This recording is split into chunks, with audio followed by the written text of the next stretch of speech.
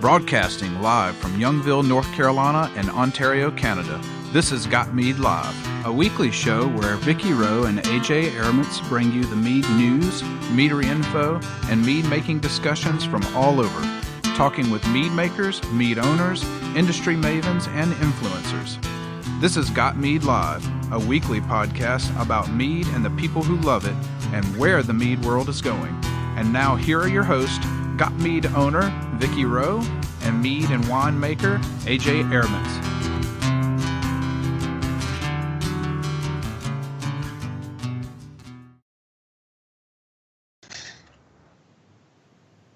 Live from the den of the puppies of the apocalypse, the Bunny Pen in Ottawa, Canada, Melbourne down under, Ryan's Pad in Denver, and the TARDIS in Miami. It's Got Mead Live. Welcome to the show.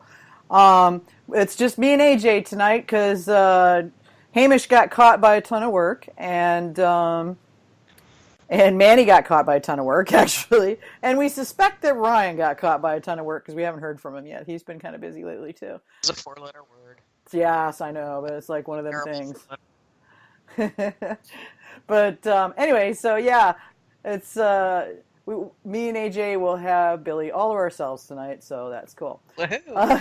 Tonight's guest is Billy Beltz from Lost Cause Meadery, and he's an award-winning home and professional mead maker who has a lot of really good meads, so definitely worth a listen to see what he's got to say. And he's also one of the leaders of the Southern California Mead Alliance and Southern California Mead Club, which is a group of meaderies in Southern California. If you guys listened to Alex a few weeks ago, he talked about that. And so they're doing some neat things over there in SoCal. As much as I don't really like California, I'll go there for that. So, yeah, California is not my favorite place. It's just, too hot. Okay, so we do all this on our own time for free because just like you, we love mead. And we're pretty obsessed with the stuff just like you. But the software, the hardware, the storage costs money, like over $200 a month. So we'd like to be able to upgrade to better equipment and software. We've had several people say that we need to, and I agree with them, but that costs more money. So we depend on you guys, listeners, to help us get there. So we hope you'll consider becoming a supporting patron member. It's only $30 a year. You get access to the Got Mead Patron forums, Got Mead Patron Facebook group, award-winning recipes in both those places, and it's only a little over 50 cents a week, and you get access to that stuff, plus you're helping to support the Got Mead Live podcast. We want to keep this going for a long time, but, you know, I can only pay for it for so long. So yeah, at some point I'm going to hit the wall. But anyway, so consider doing that. Thank you very much to the people who joined last week. We did have one or two new ones. Thank you so much. You are very much appreciated. So, just think about that, and let's help keep the Got Mead thing going. If you want to listen to us live, obviously you already are if you're hearing this. But if you want to listen to us live, you can do it on the Got Mead website. Just go to gotmead.com, put your mouse over Got Mead Live Radio Show, and click it. That will bring you to a page that has the info on the show as well as a player showing what we're doing right now, and also has access to all of our previous shows as well. You can listen to us live as well on Spreaker.com, Spreaker.com. If you want to listen to us later, then find us on iTunes, SoundCloud, TuneIn Radio, and Stitcher. The shows are syndicated to all of those places. So just search Got Mead Live and we'll pop right up. If you want to find us on social media, on Facebook, we're at facebook.com/GotMead and facebook.com/groups/GotMead. At Twitter, you can find us at GotMeadNow, and feel free to tweet us. I'm usually watching the feed during the show. If you want to ask us questions, put your mouse on gotmead.com over Got Mead Live Radio Show. There will be a drop down where you can send us questions, comments, or suggestions for guests. So, we're always interested to see what you guys want to hear, so let us know. And if you want to call us, and if Skype is cooperating, and trust me, I'm trying to find a way to get off of Skype, I just haven't figured it out yet.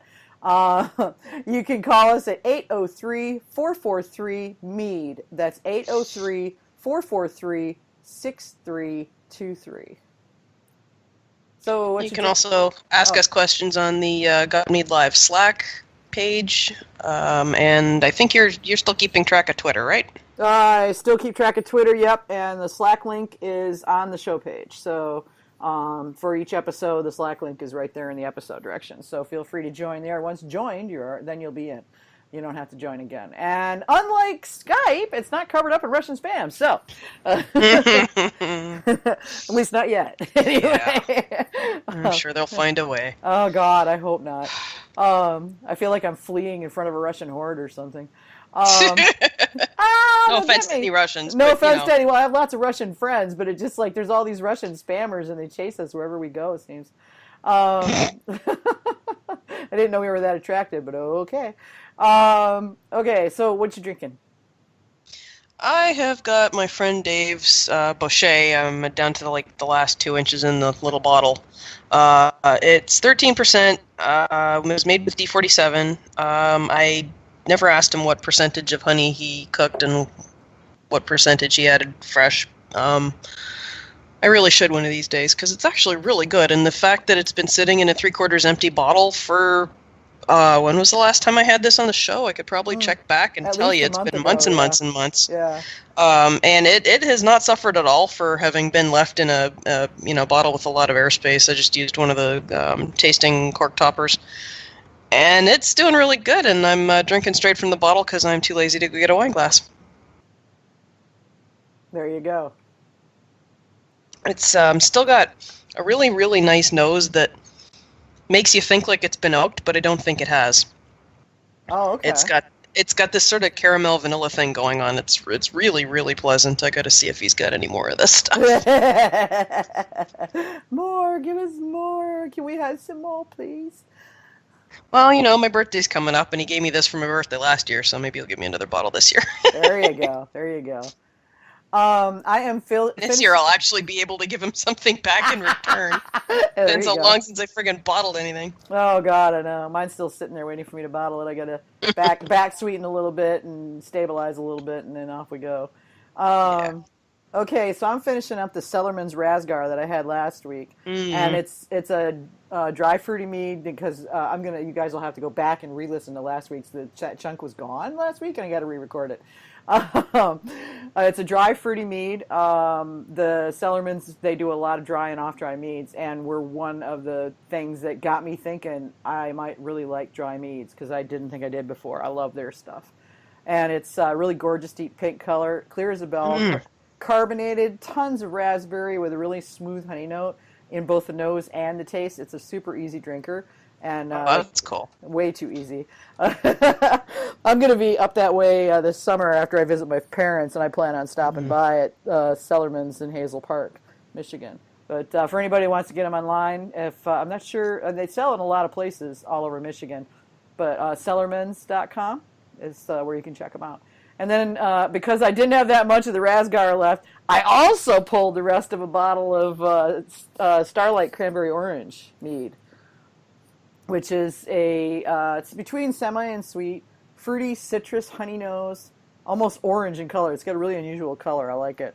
And yeah, it's kind of like orangey red. It's really pretty.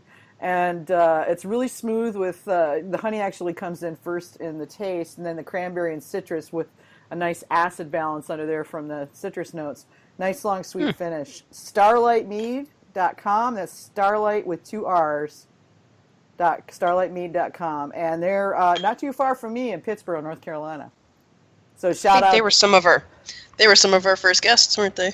They were, yeah. So shout out to Ben and Becky, who are building a new meadery right now. Oh, awesome! Good yeah. Oh, you ought to see the picture she's been posting. It's going to be so cool. They've already booked weddings to do. The place isn't even done yet. It's like woo! That's nice. Great. Yeah, I know. I'm just so tickled for them. So yeah, I can't wait. I'm going to go. They're having their dedication this fall, and I will be there. So that'll be really, really cool. Yeah, no kidding. Yeah. But, yeah, so let's go ahead and get Billy, and we're going to bring in Ryan, too. He got buried with stuff, so, we found Ryan. Cool. We found Ryan, yeah. He was just, coming in the door, I guess. So, Billy and Ryan. Oh, Ryan, where are you? Because Skype hates us. Because Skype hates Ryan. Okay, that's Yeah. true. Yeah. It only isn't. It's only mildly annoyed with us. Yeah, it really does not like Ryan, though, yeah. Mm-hmm. So hopefully that's what... Yeah, this... There we go. Hi, Billy. Hey, Vicky. How's it going? Pretty good. Welcome to Got Me Live. Got AJ here, too. Hey, Billy. Hey, AJ. How are you doing? Pretty good. Missing your mead. You're missing my mead? Yeah. I'm missing your mead. Yeah. She had some at the Mazer. Yeah, that was the only one that I had more than one helping of, and I had 5. Yeah, she kind of went on and on about your stuff for a while. It was pretty cool. Nice. Yeah, I was trying not to fangirl too hard, but it was really good. The one with the black pepper. Yeah, tart cherry black pepper. That's Oh, the yeah. one. I really like that one. Oh, that was amazing. Yeah, I like that one too. Which, brings up the question of, Billy, what are you drinking? I have 2 open bottles that I got to polish off. One is from Salt Point Meadery. It's their current rosé, or current rose, black currant and fresh rosemary. Oh, nice. That's interesting. Ooh. Yeah, it's awesome. That'd be a great It is. Thanksgiving mead, man.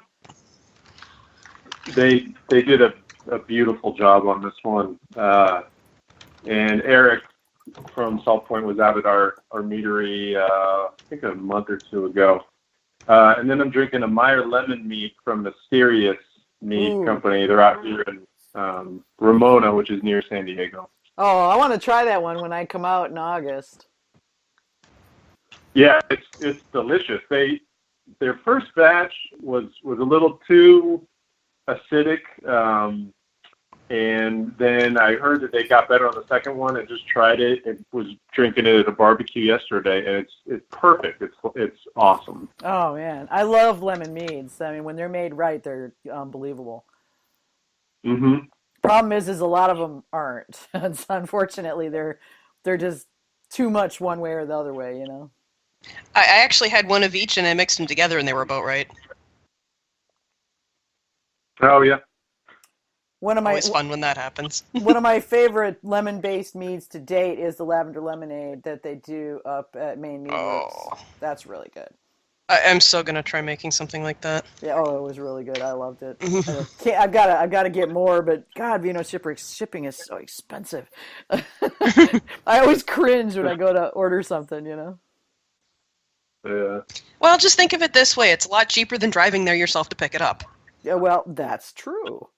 But Everything in perspective, right? It would be in Maine, though. Maine is really pretty this time of year.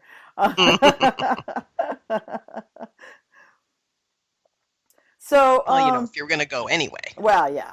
Well, and if I was going to go anyway, I would get in all kinds of trouble if I didn't cross the border.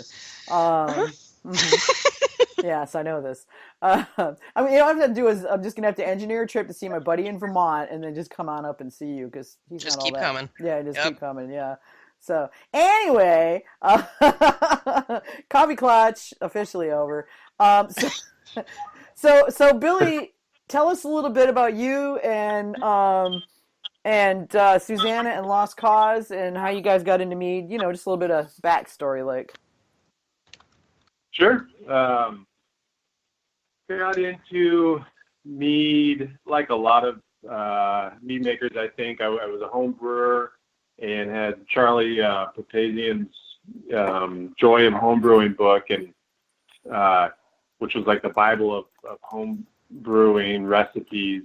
And in the back, he had a recipe for mead and just was gushing about it and how awesome it was. So always wanted to try it. Knew about it. I was a history major in college, so I always knew what mead was. And so finally gave it a shot and just made, like I think most mead makers their first time, it was just a disaster. But it was a lot of fun, and I really enjoyed the challenge, way different than beer. There wasn't, and still isn't, a lot of really good data out there and information about best practices, and you really have to search to find it and know, who you're talking to and all that. So it was kind of a challenge that I started to fall in love with, and so we gave it a shot, and then Suzanna and I went up to check out Golden Coast, which at the time was the only meadery here in Southern California, and it was an awesome trip because their mead is so much different than a lot of other meaderies, especially that was like, I don't know, 5-6 years ago, and they were light and refreshing and just different, and that kind of sparked my interest too. Like, oh, there's a lot more that mead can be, and then after that, just kind of fell in love with it and stopped brewing beer. Did just mead and started to do some big yeast experiments, which we talked about the last time I was on, and then some competitions, and kind of went from there. And then so eventually we won a Mazer Cup medal, and we're like, oh man, this would be, I guess we make pretty decent stuff. We maybe could make this an actual, get paid for this. And it was a crazy idea. And then somehow it just was a reality. And then once it's a reality in your mind, like, this is what I'm going to do, you can't go back. There's no way. So once we crossed over that line, then it was all about making it happen. And so saved up a lot of money, got some loans, and a lot of hard work, and then opened up the tasting room for Lost Cause Meadery about 6 months ago. And I've been loving it ever since. Awesome. Sorry, I thought I had myself muted. Freaked out there for a second. Juggling pages, and then suddenly looked down and went, "Oh my God, am I muted?" No, I'm not. So what was the first mead? The first mead you had were the Golden Coast ones, right? Very first mead I ever had was Chaucer's. Okay. Yeah, I suppose that goes for a lot of us. Yeah, that was the only one out there when I started. So yeah, at least you had choices, dude, and you chose Chaucer's. Seriously. I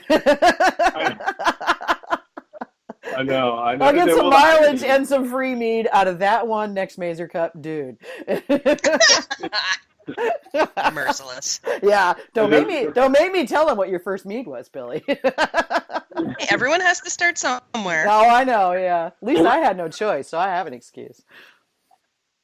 The funny thing was that their winery is really close to my hometown where I grew up, and I never knew about them until I moved down here and kind of started to seek out mead. But yeah, they're up in Soquel, which is like 20 minutes away from my home in the Santa Cruz Mountains back then. So okay.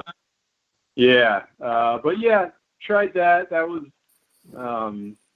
interesting that they came a little spice packet and everything, and then tried Golden Coast, and then what really got me into understanding what mead could be, I started pretty early on. I wanted to become a mead judge, really to kind of help learn more about tasting and appreciating mead. And my local homebrew club, Quaff, they were doing a study group. And so we all got together at White Labs. They have a classroom here in San Diego.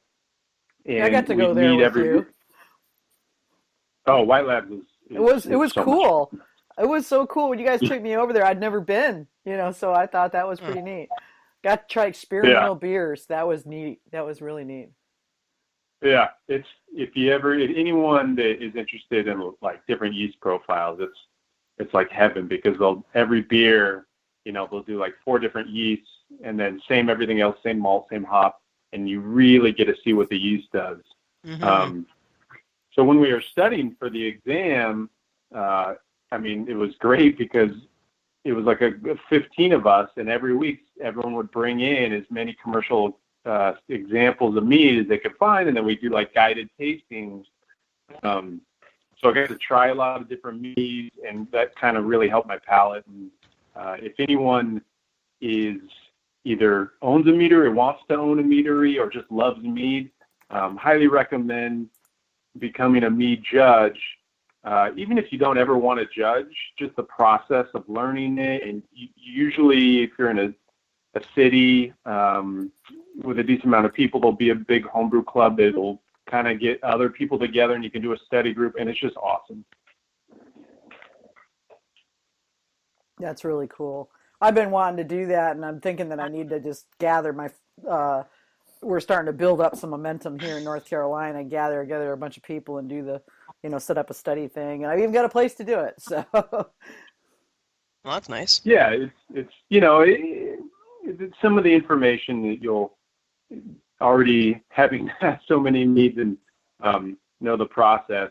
Some of it you can agree with or disagree with because it's definitely written by a handful of people. But I think Susan was a big contributor to the information in there. So was Pete. Susan. Yeah, Pete. So and Ken Schramm was in on that, and there was a bunch of. Yeah, so it's not just two people. I was in one of the test groups to test the test.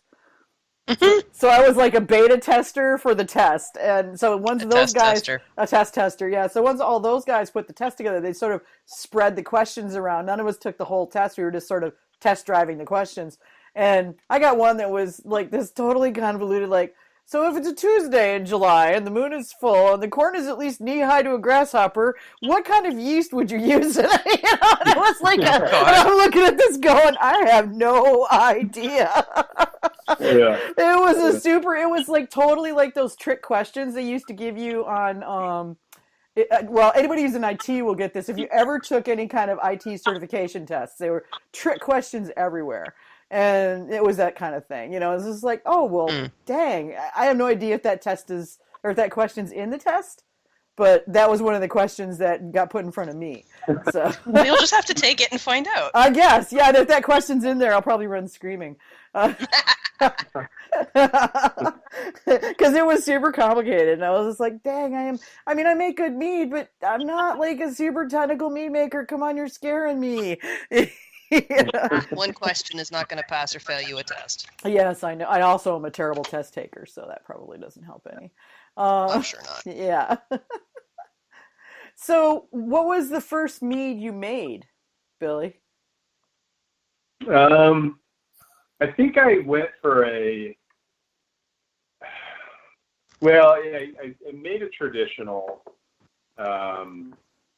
I know that, and then I think right after that I made an orange blossom mead and tried to make like a orange creamsicle style mead with vanilla, oranges, and it was just the base mead was so bad that the whole thing didn't work out very well. This was before I really knew anything about temp control or anything, and in San Diego, like you gotta have temp control. So you don't need weather, but weather people, but you do need temp control. Yeah, today's weather hot and sunny. Tomorrow more hot and sunny. Yeah. So eventually though I got into, because Frank, at Golden Coast, he was using ale yeast. Mm-hmm. And that was pretty radical for the industry at the time. And he was just using one, and no one had really, Bray had done a little bit of work on, different ale yeasts, but there wasn't a lot published. So then I wanted to kind of take that on, and that's when I really got into kind of the science of mead making and trying to get every component, every piece right. Oh, by the way, Bray came in like a month ago and we hung out for the day. Yeah, oh. I saw him posting and you guys talking back and forth to get together. That's great. Yeah, he was funny. He because we share our space with a cidery, he was there for like 4 hours. Oh, and jeez. he was just like committed to finding the perfect combination of one of my meads with one of the ciders, and he just spent like 3 hours like testing and trying all these different ones and different. Sounds like Bray. That sounds like Bray, yeah. Yeah, and making bee stings, I love it. You're sharing with a cidery. That's totally what I'm going to be doing when I'm out there in August. I love it. I mean, we used to do that all the time when we go to Renaissance festivals. They all served cider, but their mead at the time was kind of crappy, and they usually had Chaucer's or some other mass market type mead. And so it was like blah, so I would take my mead or mead I'd gotten from, one of my friends who was a pro that I knew was good, and get that in there, and we just mix the good ciders that they had half and half with the mead. They called them bee stings. Oh, yeah. Got an old Scottish lady totally shit-faced when I was in Scotland doing that. We were buying, we bought local mead and local ciders, and this little old 5'0" really scary grandma Scottish lady who owned a farm, she was one of those people that if she told you to do something, you just said yes, ma'am, and did it. Because you can't conceive of doing anything else. She was, but she was 5'0" and weighed maybe 90 pounds dripping wet.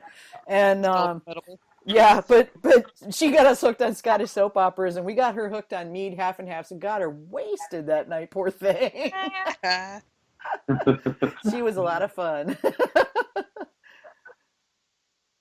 She decided Americans weren't so bad after that. Nice. But so you opened Lost Cause last year, right? Yeah, November 1st. Okay. And then how long had you been making mead before you opened the meadery? I think like 5 years. Okay. Yeah. 5 years pretty dedicated. I mean, I spent 10 years before that brewing beer, and within the first 6 months of making mead, I made more mead than I'd ever made beer. It is an addiction. Yeah. Yeah. How long did it take you to decide that you wanted to open a meadery? That's hard. Suzanna and I talk about that sometimes because we look back and try and figure out on this whole journey, when did we really know we were going to do that? It's weird. Now I look back and it feels like I've known I was going to open a meadery like my whole life. I don't know. It's just a weird, like, I don't know. We can't pinpoint a time where it actually was like, okay, we're going to do this. But I think it was a couple years into making mead. I know that I didn't seriously consider it until I won a Mazer medal. I wanted to make sure that, it wasn't just my friends and family that loved it, but it was all right stuff. Yeah, I've seen that happen once or twice where somebody didn't go past friends and family and got kind of an ugly shock. Oh yeah. Yeah. So yeah, you need to test drive that stuff before you go investing your life in it. That's well, and even like one of the things I posted, on that post today that I wanted to talk about in terms of the different groups of people that drink mead.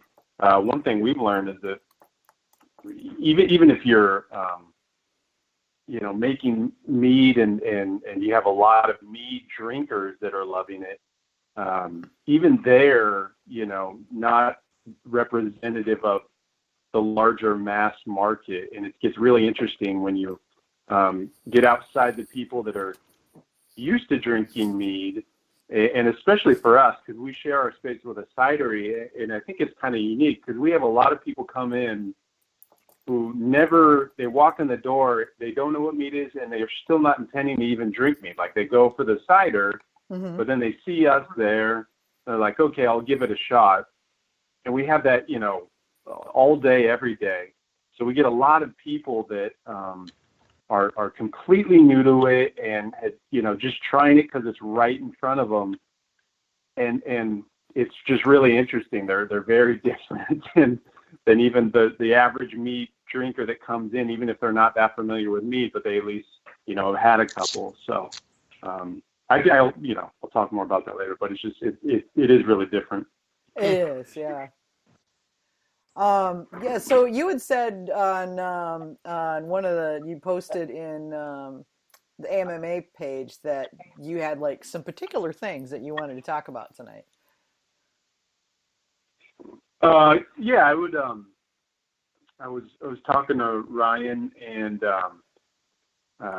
came up with a few things that I don't know have been on my mind, and I'm always interested to hear what other mead people think. So yeah, that was kind of it was those two things, and then I want to talk about the Mead Geek Society that we started, and then maybe I don't know what we learned from opening our meadery 6 months ago. But yeah, the things I posted were is there anything sacred in mead making, or should there be anything sacred in mead making right now?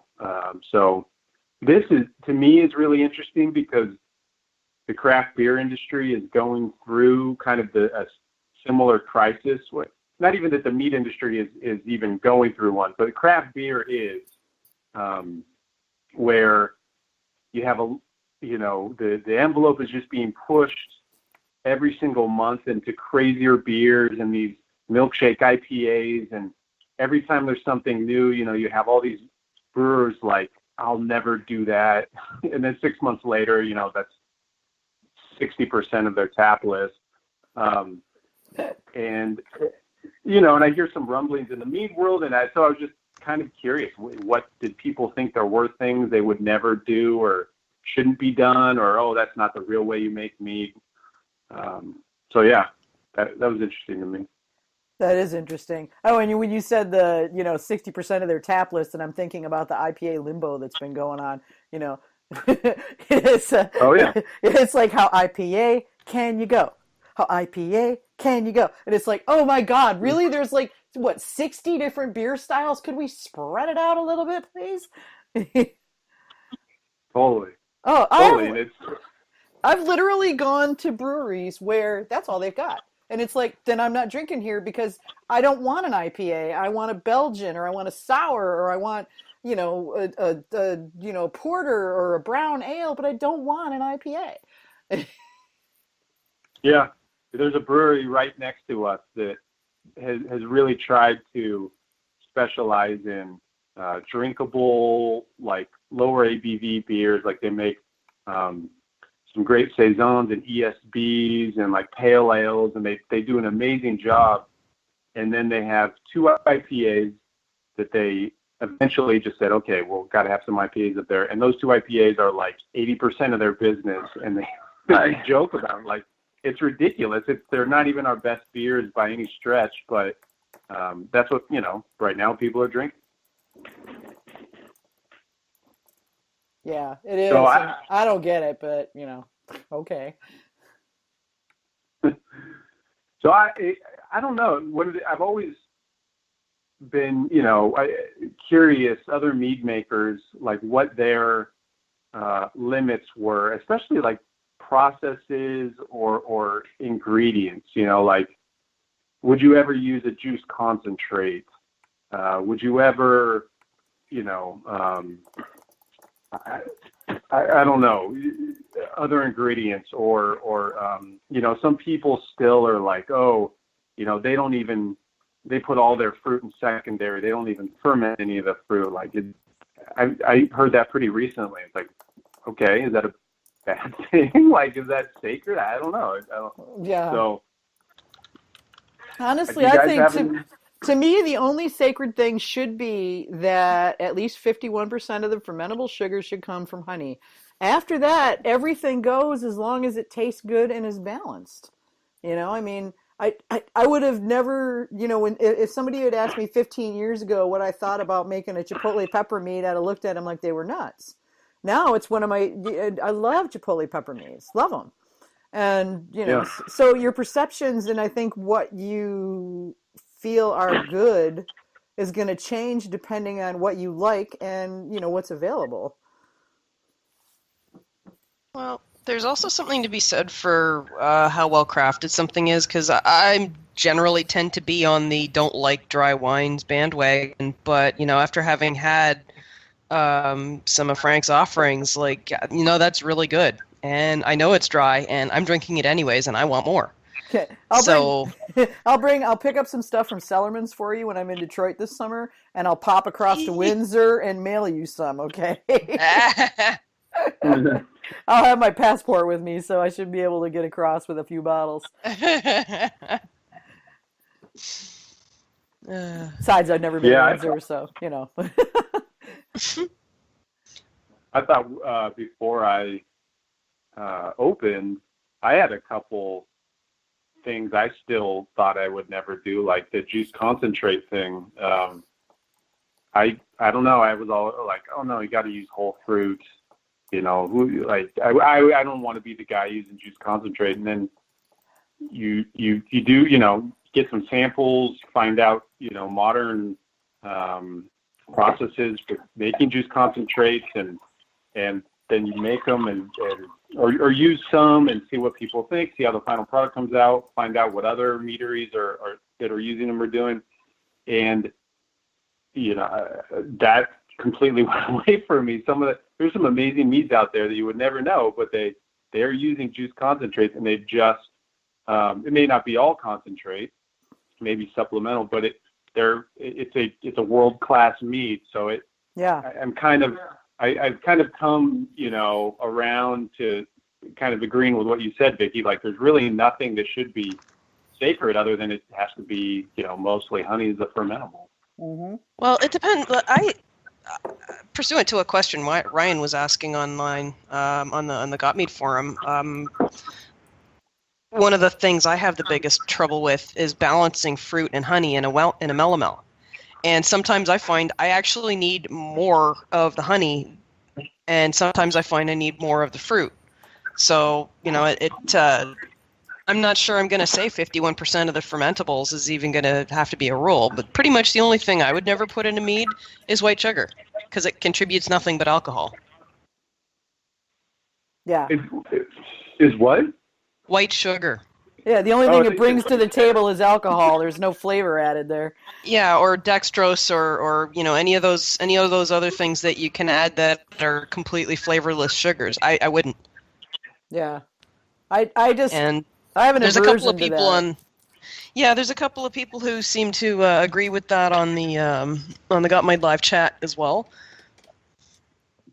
Is white sugar, because it contributes nothing. Like, I have no problem adding a little bit of molasses or some maple syrup if you want, and I wouldn't even hold hard and fast to the 51% fermentable rule, because sometimes you need to put in a lot of maple syrup to get the maple character.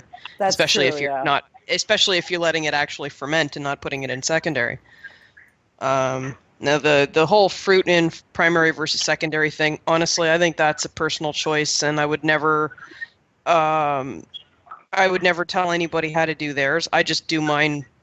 I do everything in primary because I started as a winemaker, and if you're making wine without fermenting your fruit, you're fermenting sugar water, which is kind of pointless. Yeah. So that's kind of where I'm coming from with why I put everything in primary. Well, but I'm not going to tell anyone else how to do it, because if you ferment your base, what you're going to be adding your fruit to in the case of making mead, you're making it traditional, and that's just fine. Yeah. Well, I mean, if you're fermenting sugar water, you're basically getting that alcoholic water that's all the rage that they're advertising the crap out of on television these days. And I look at it and go, I've never seen that. It's fizzy alcoholic water, and not really seeing the attraction here. And if it's all about just get as drunk as you can, as fast as you can, but it doesn't need to just taste good. buy vodka. Yeah, at that point, yeah, why not buy vodka? Yeah, it's quicker and cheaper. Yeah, put vodka in some soda water. Jeez. But the thing is, like, with the a lot of these things depend on where you come from. Like, some people would never put malt in a mead, whereas there's a place that sells what they call mead here that's actually a brewery and not a winery, so they have to put malt in theirs. Malto mead. Oh my god. Yeah, that's. And I've never actually had it, so I can't tell you what it tastes like. But essentially they're making a braggot, and they can because they're a brewery, whereas a winery wouldn't be allowed to do that. It depends on the state. Yeah, here there's differences from state to state where you can get away with it, but yeah, you're right. I mean, that's the thing. I mean, I've seen so many crazy mead combinations, or what seemed like crazy mead combinations until I tasted them over the last 4 or 5 years. We've just, as we kind of broke out of our shell, and now we're starting. Now we're seeing PB&J meads. Nom nom. Yeah, I mean, never even occurred to me that could be a thing. I mean, I just never thought about it. And then oatmeal raisin cookie mead. Oh, God. Seriously, who would think? And That's it really evil, does. yeah. It really does taste. Actually, it tastes better than an oatmeal raisin cookie because I won't eat an oatmeal cookie with raisins in it. But yeah, I mean, that's the thing. So there's a lot of really wild combinations. I love the kind of dessert food thing that's going on right now. I think that's tons of fun. And and there's a lot of really interesting stuff that's happening with that cheesecake mead. It's like, who'd have thought? But I think it's an exercise in ingenuity and creativity, and they're not doing it with chemicals. They're not doing it with artificial flavorings. They're doing it by creating complex flavor profiles to achieve the ends that they want, and that's amazing. Regardless of what I think about some of the combinations, like I'm not real fond of the PB&J meads. That's just a personal thing. But I've tasted them, and they're really well put together. It's just not something I care for. But, the ingenuity there just blows me away. I think that's just great. We got Ryan came on while we were chitter-chattering. So, hey, Ryan. Hi, everybody. Hey, Ryan. Ryan, what's your thought? Hey, Billy. How are you, bud? Feel pretty good. What's my thoughts on what? Good. What's my thoughts on what? on the life, the universe, and everything. No, 42. 42. Yeah. So Billy was asking, what, if anything, is or should be sacred in mead making, or is nothing sacred? Yeah, that's a great question. I'm not sure how far where you guys started, or if this is the first line item of topics. Pretty much, yeah. yeah. I don't know that there's really anything sacred. I, like yourself, I really enjoy the aspect of the creativity that mead making allows for all of us. And the first time I had a peanut butter and jelly mead, I read the pick sheet, and I thought, that's probably pretty much a novelty, but I got to tell you, it was just absolutely made wonderfully, and it tasted exactly like a peanut butter and jelly mead. And I had to give the people, a really great score because it was perfect for what they said it was. Now, would I buy and drink an entire bottle of PBJ? Probably not. But they sure did a great job, and like yourself, I think it's pretty cool that we can see all the different things that are being made these days. I think that's wonderful. I think that'll, broaden our horizons in every direction, which makes it, that's part of the challenge, isn't it? I mean, I go to cultural restaurants to eat different foods that you don't normally eat, and I'm always looking for some flavor combination that makes me think, ooh, wow, I'm going to go home and see if I can make a mead out of that. And to me, that's one of the funnest pieces of making mead is finding something that you really like and going about figuring out what you got to do to get there. Hey, Apagard Meadery made a taco mead. People were all like, what in the actual F is that? And yet it was like strangely attractive, so people, it was definitely a binary mead. People either loved it or they really didn't like it very much, but everybody agreed that it was clever as crap and really well put together. Now you got me thinking about a pad thai mead. Pad thai mead. Actually, somebody's working on that. I can't remember who it was though. Oh, cool. Yeah, it started that. That's what started that. It kind of started that conversation. It was like, ooh, we can do that? Oh my God, And then people why can't you? Right, Then again, just because you can doesn't necessarily mean you should. But, yes. Well, look at Bobby. Seaweed mead. Who'd have thunk? Right. you mentioned about the 51% honey. I just recently learned, and I did not know this. I've always said that there is no hard and fast official rule in that regard, and most everybody that's, kind of like our forefathers in the mead world would say, yes, that's correct. And then I was actually corrected by a meadery owner, and I don't remember her name right offhand, but she told me that was actually a TTP regulation, at least. It's a and now I don't know for sure if that was. Yeah, it's not a regulation, I don't think, so much as it's on one of those fact sheets they've got, and so it's not officially a rule, but it acts like one.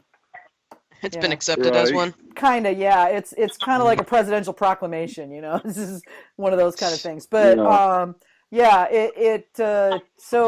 that's the definition and this is really important. From a professional standpoint, this is the definition the AMMA is trying to get put into law, because that will set a certain, it'll set a bar, because otherwise... It'll put the beer people that are making fake mead and the wineries that are making honey wine, I guess is a better way to put it. It'll make them no longer to be able to play in the mead world, right? Well, yes and no. I mean, there's a lot of wineries that are making perfectly good meads and perfectly legal if that were the law. There's nothing, nothing wrong with their meads. Well, I understand that, but then there's also wineries that they add a little honey to their wine and then they call it mead. Yeah, that's not the case. Yeah, they call it, and we all know who the biggest offenders are, and they aren't actually in this country. But yeah, it's they aren't. They're across the Atlantic, and that's all I'll say. I mean, and the funny thing is while they aren't actually mead, they're actually not bad tasting. They're not what I would call top shelf, but they don't taste terrible.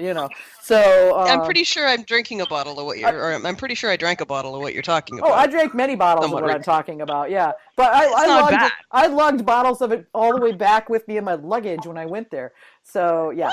So it's like, it's what it is. But you're right, Ryan. It would, at least in the United States, it would force some basic guidelines onto mead that would make it easier to at least know that it was in fact mead. It wouldn't guarantee that it'd be funny good thing or anything, but along that line, before I knew what mead was 3 years ago, I enjoyed wine quite a bit, and of course I bought quite a lot of my favorite wines, and funny thing happened after I started making mead that all of my favorite wines I really don't even like anymore, and really the only way all those cases are going to ever go away, which they are slowly, but I add a little bit of a little bit of honey to all of my wines now for me to really get it to a place where I can enjoy it. So making mead has totally wrecked my wine palate. You have been assimilated, dude. Resistance is futile. Billy, you asked a question about concentrates, and whether or not that should be acceptable.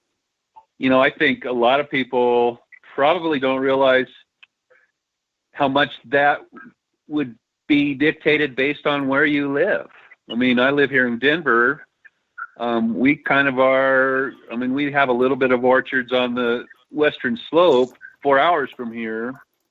But that's very small. And really, other than that, we live in a fresh fruit desert.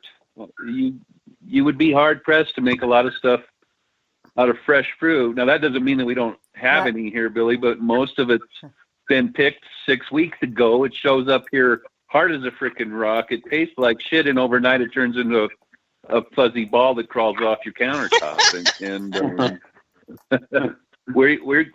So I have to say, because of where I live, I have to make a lot of my stuff out of concentrates. And I really, for instance, that mango mead that you like so well, Vicki, I got a 47 and a 48 on that just recently. And that's a concentrate.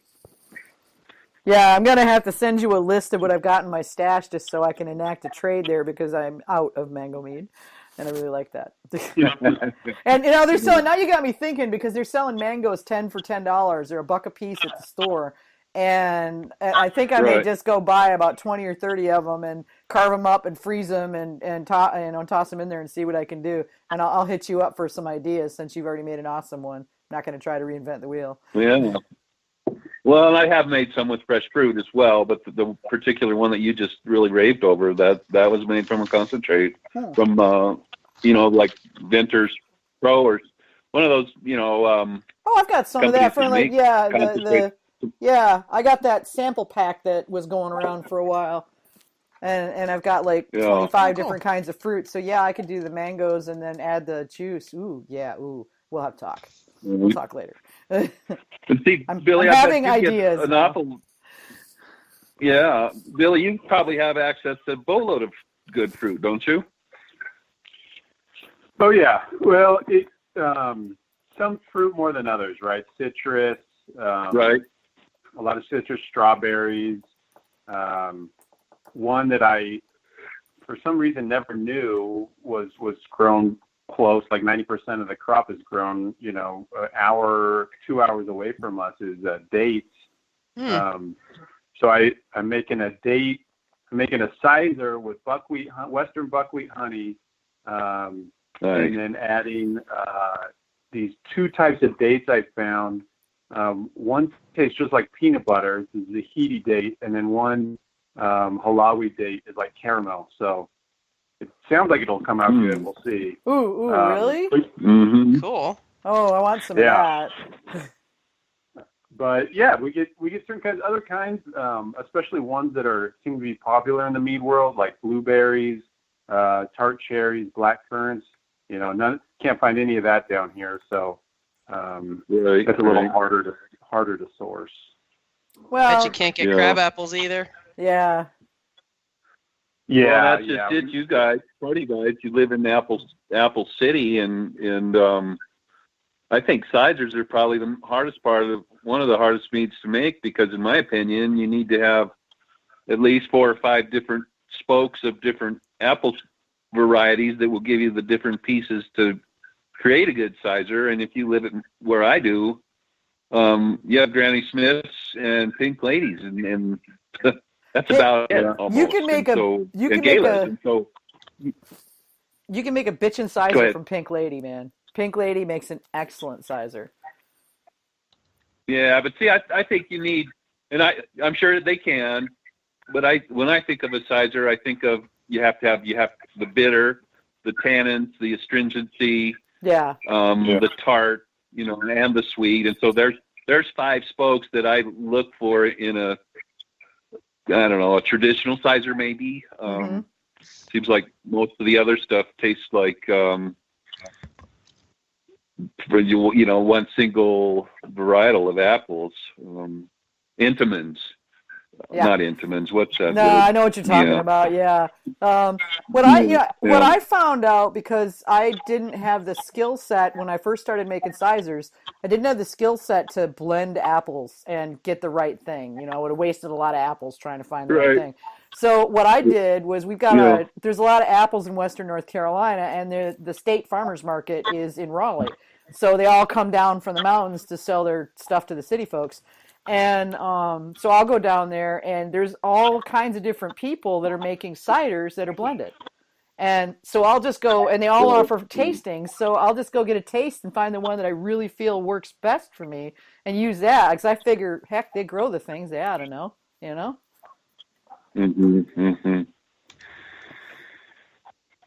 So, Billy, do you,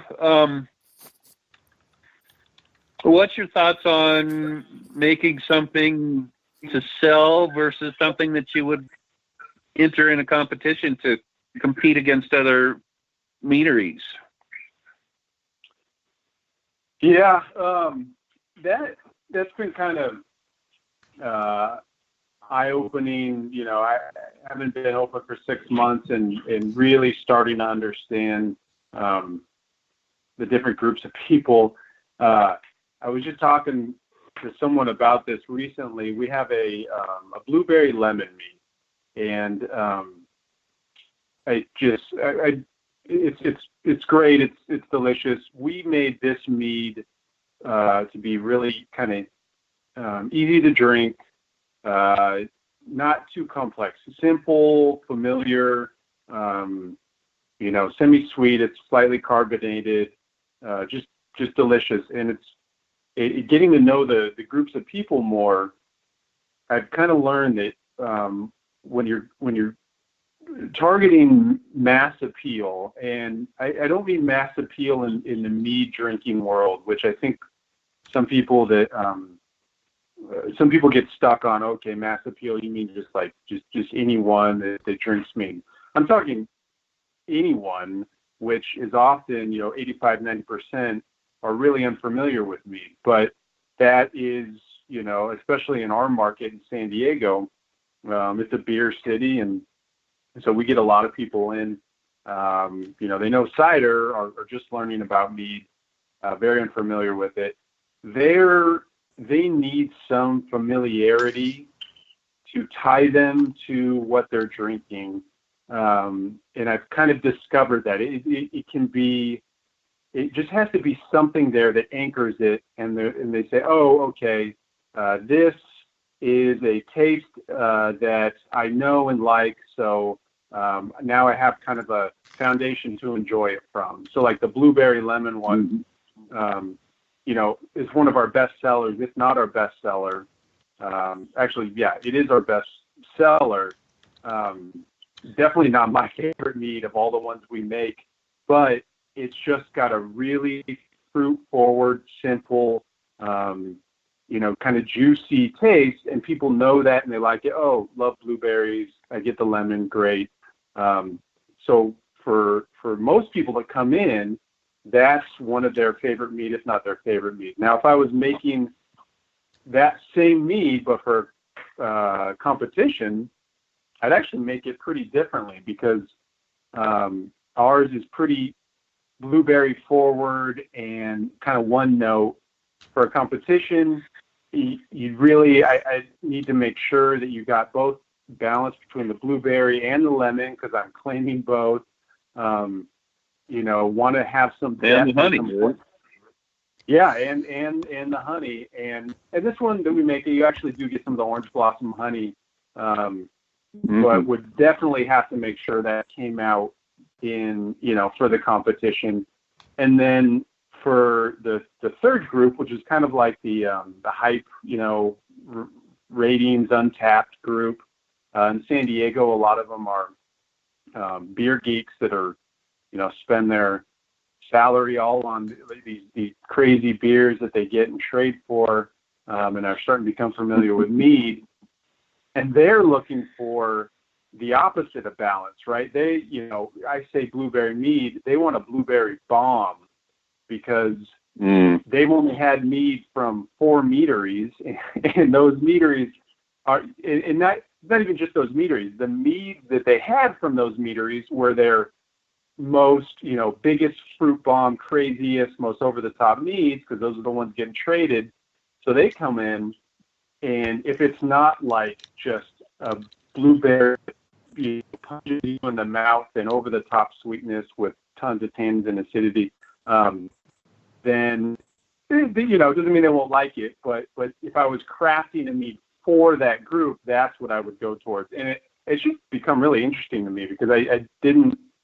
Some meads check all 3 boxes, and that's fantastic. Like that's a keeper. But it's kind of become interesting to see. If we're making we have a flavor profile in mind.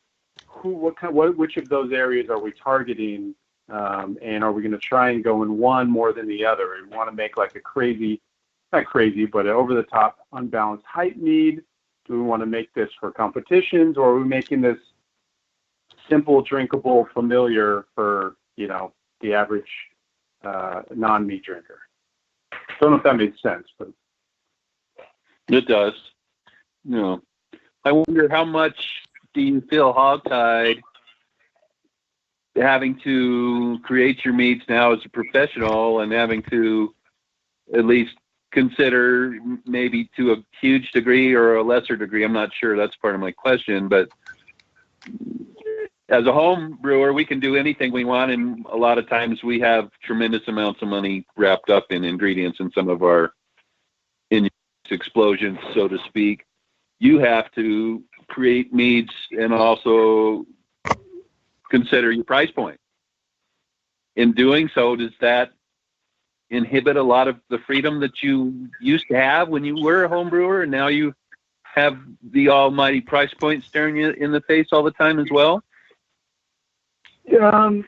Not as much as I think people assume, and because there's models out there for meaderies that don't worry about price point. They worry about making the absolute best mead they can, and they make amazing meads, and they get to command the price point, like Superstition, right? Jeff's whole, if you ask him what kind of mead he makes, he says he makes the best mead he possibly can, best mead money can buy or whatever.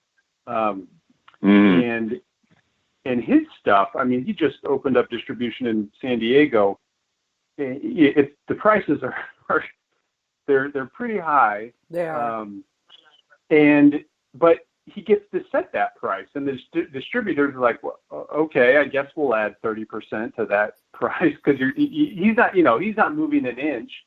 He doesn't have to, and then he has people, and they'll come in and buy it, and that is awesome. So, put like obviously Shram's, but another place like Chad down in Florida with Garagis, like there's models out there for just making, putting as much into a mead as you can without worrying about price, the best fruit, best ingredients, and then being able to, to charge whatever you want because there's interest there. So I'm actually getting when I first started our first few batches, I had that in mind. I was like, okay, what's the best mead I can make, but it, pretty economical. And I'm actually moving away from that and realizing that if as long as you know what you're doing and you're a great mead maker or really good mead maker, and you're not just like throwing money into it and it's not doing anything. But if you can, if you know what you're doing and you don't worry about the cost, but you just worry about making the best product you can that you love, and then you get it out there with decent marketing and branding, I think that right now the market will support it. Now, I don't know if it will forever. It feels like it will right now. So I'm not too worried about cost. It's in every decision we make. So, yes, we're always worried about it, but I'm not letting it hold me back from making, if there's a mead I really want to make, or we're just started a barrel series, and we're getting all the best barrels we can and putting things aside and putting the best meat in them. And I feel that I'm going to be able to get a return on that because of the stuff coming out of it. So. Right. I always think about the whole barrel program, and obviously some barrels, just because of what spirits have been in them before, name brand wise, they can charge 4 or gosh, I don't know, maybe 10 times the amount of money they would from a barrel that had somebody else's spirits in there that doesn't have that same kind of cult following. And yet I wonder if at the end of the day, a blind testing, how many people could really appreciate that, $3,000 barrel versus the $300 barrel.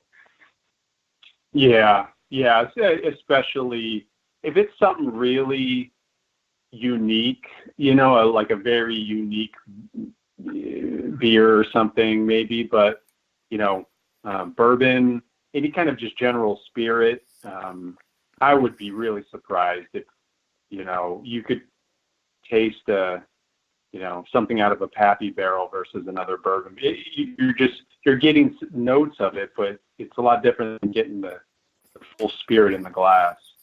That's right. another. That's funny that you mentioned that. Go ahead, Vicki. I would say that's another area where I've been watching with interest because a lot of people are doing barrel programs, and every time I see them going, and we got these bourbon barrels or whiskey barrels or rye barrels, and I'm going, dude, rum barrels, 2 words, rum barrels. And there are a few that are doing that, but it's really kind of rare at the moment, and I don't know if that's because rum barrels are hard to come by or because everybody likes whiskey better, Well, there's actually a reason for that, and it's because most rum is the barrels are really garbage.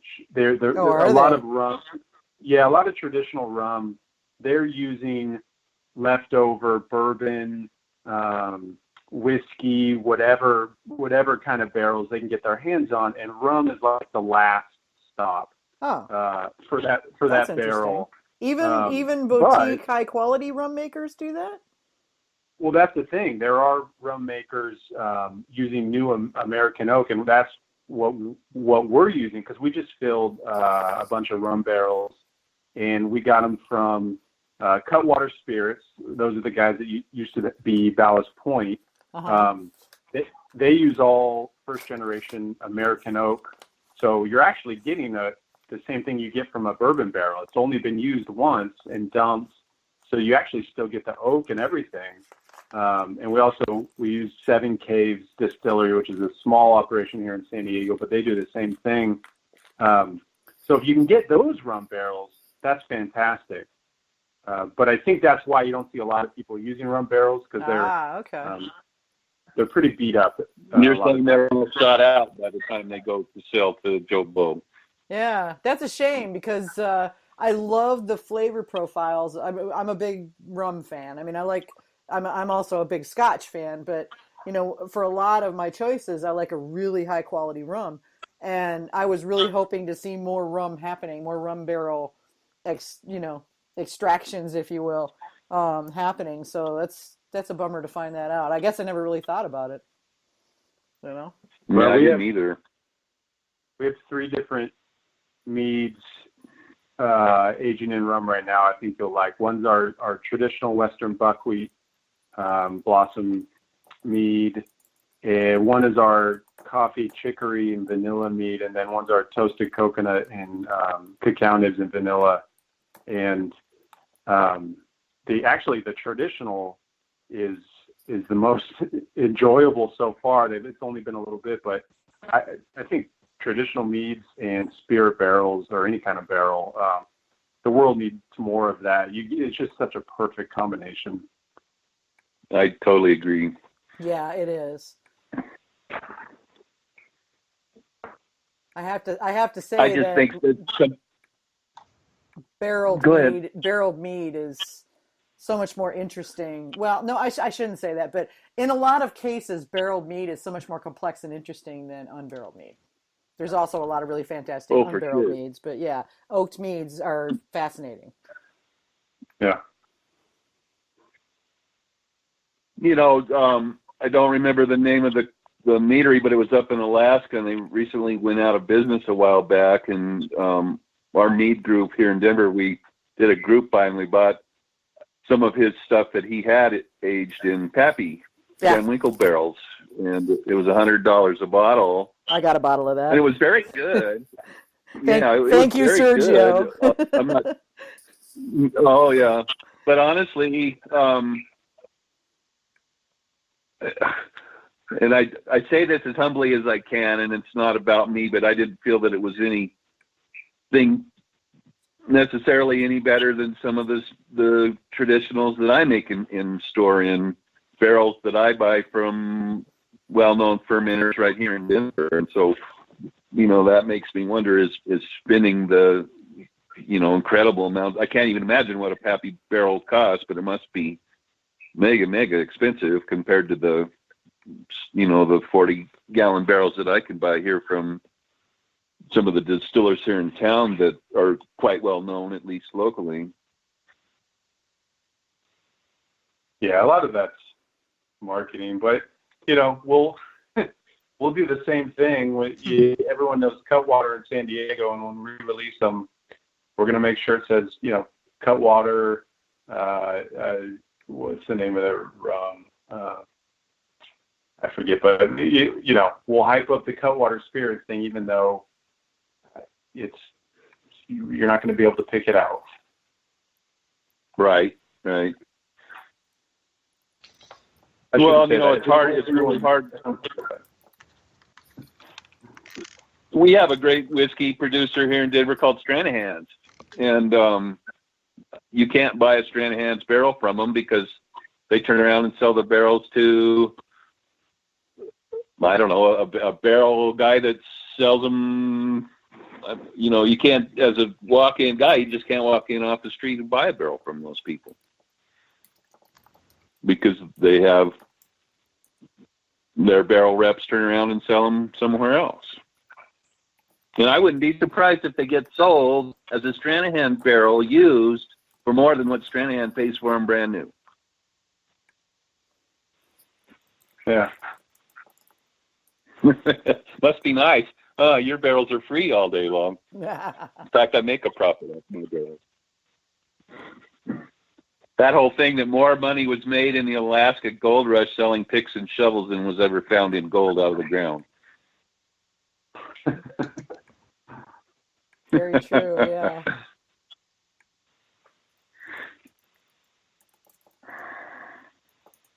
Sorry, I'm trying to talk and post at the same time here. So we were talking about lavender lemonade, and a lavender lemonade recipe popped up in another group entirely. Had nothing to do with mead, but it was lavender lemonade with honey and incidentally LSD, which we could leave out.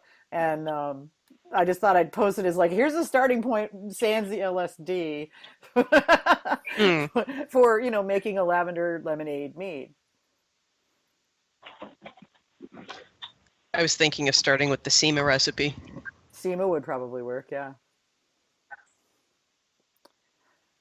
So, Billy, if it were up to you and market forces had nothing to do with it, what kind of meads would you be making? Ooh. Dream meads, dude. Dream meads. I actually, Suzanna and I been talking about that for a while, and I've kind of come to a realization of what that would be only recently. I kind of needed to make a lot of different stuff to get there, and I think for me, we are going to do it. We're going to start a series called Honey and Wood, and it's going to be traditionals with a unique honey varietal paired with some kind of wood, whether that's an oak barrel, an oak barrel with spirit, a wine barrel, a different type of wood. But to me, I just love traditionals. I think a well-done traditional is more interesting than most other meads that I try.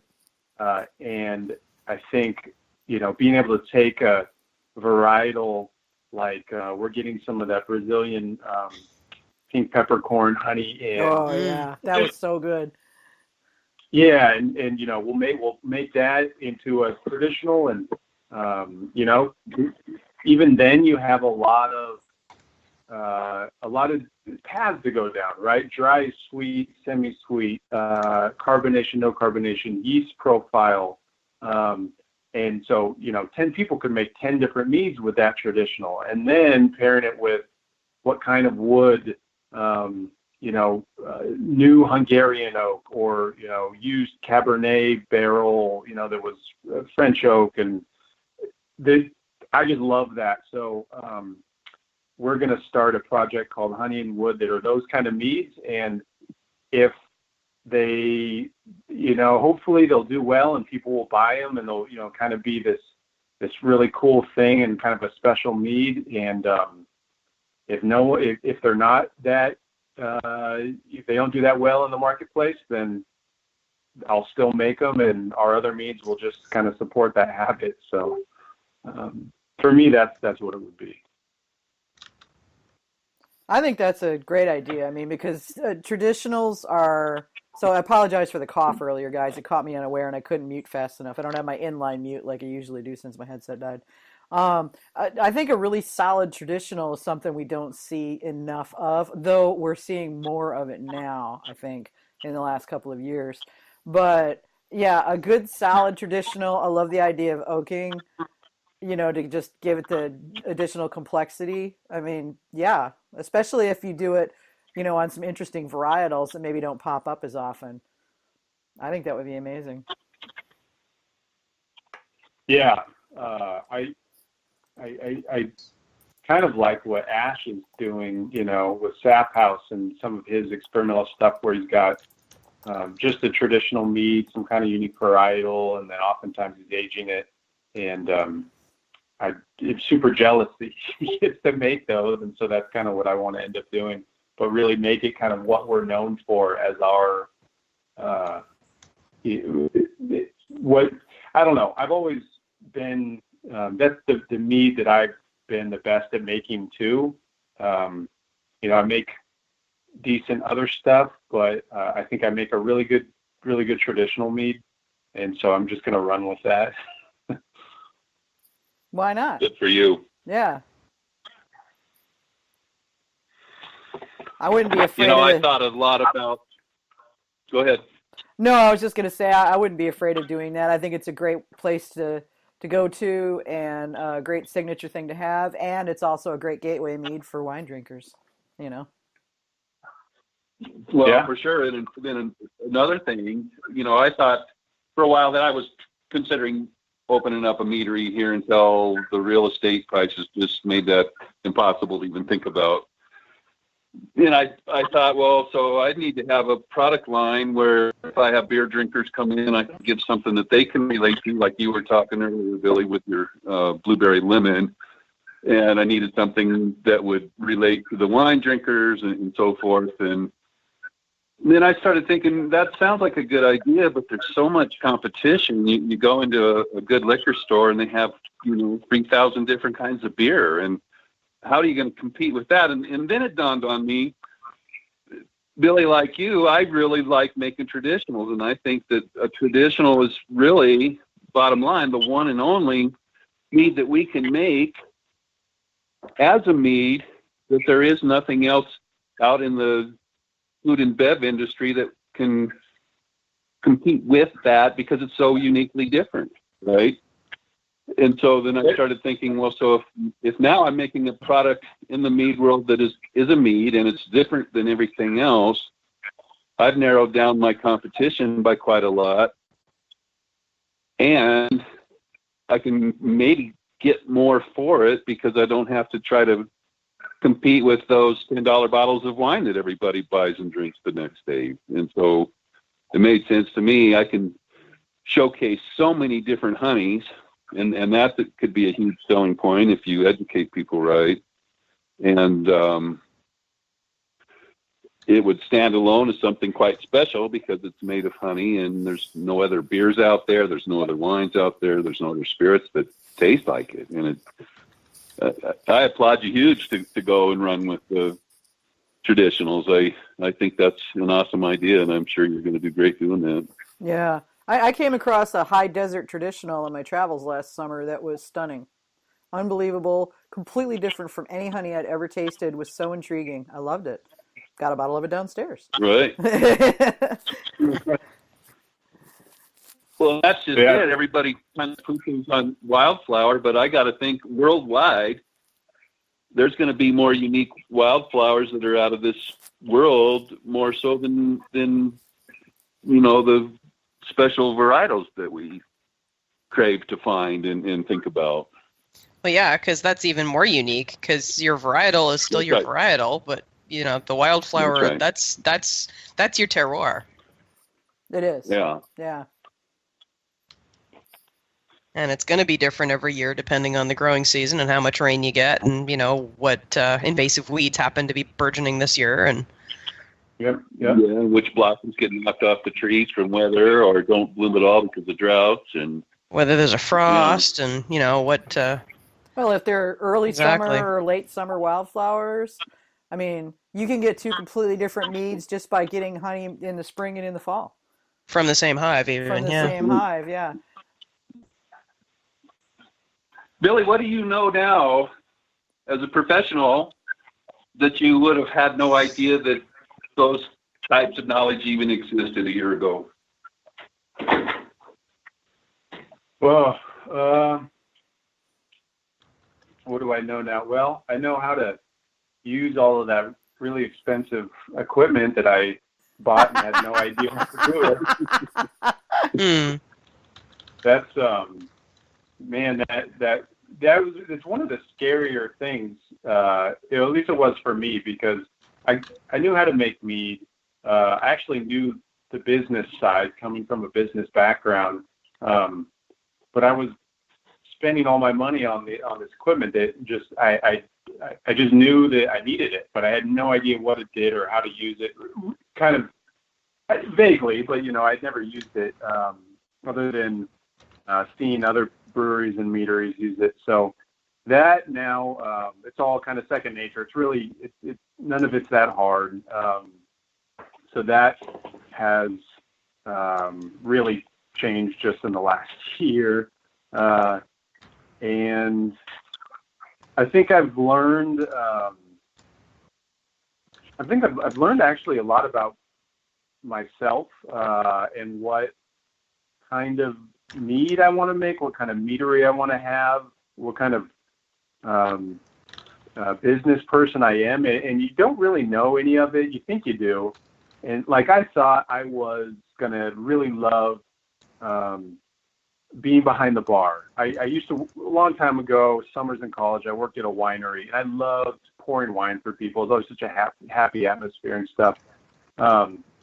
And I don't know. It's been, I mean, if I never worked behind my bar again, that might sound bad, but like I'd be okay with it. It's really hard to hear people talk about. Oh, is that my phone? I don't know if that's yours or Ryan's. I think it's off. It's really hard to I'm having a hard time stand hearing there. Okay. It's really hard to stand there and listen to people kind of dissect what you put so much passion into, whether it's good or bad, all day, every day. And it was harder than I thought it was going to be. I went in kind of a pretty confident mead maker, and I thought I was, I don't know, maybe I just cared too much about, or just need to kind of tune it out. But it's harder than I thought it would be. Even walking through my own tasting room, and it'll be packed, and everyone's there for stuff that we made, and they're there to kind of celebrate. But you walk by, and you just hear people talking about their flight, and you just want to sit down and like walk them through it, and so that part has been harder than I thought it was going to be. But that could just be me. I think those are the things that kind of, at least the first 6 months have kind of been, learning moments. I learned a lot. I was never really into the mead or beer trading, mead trading kind of hype universe. It's kind of it's a smaller group of mead drinkers, but it's kind of this insulated universe. And as a mead maker, especially in San Diego, where there's a lot of those people have been doing it for beer for years, and they just live to get the next, $30 or $300, 4-pack of hazy IPA from a high brewery, and so that it's kind of bled into the mead world, and it's not bad. The meaderies that are really getting hyped are great meaderies, but it's interesting that there's only a few of them, and I didn't know that this existed, and so we'll get people coming in, and this is every single day. We'll get people come in, and the only meads they've ever had are like Heart of Darkness, Berry White from Superstition, like the peanut butter jelly stuff from Gurgis, and something from Pips, and that's all they know about mead, and they're coming in like, okay, give me a flight, and it's just really interesting. I never knew that there was this group out there, or that there was that many people, and in San Diego there's a lot of them. So again, I'm not saying it's a bad thing, it's just different, not what I expected.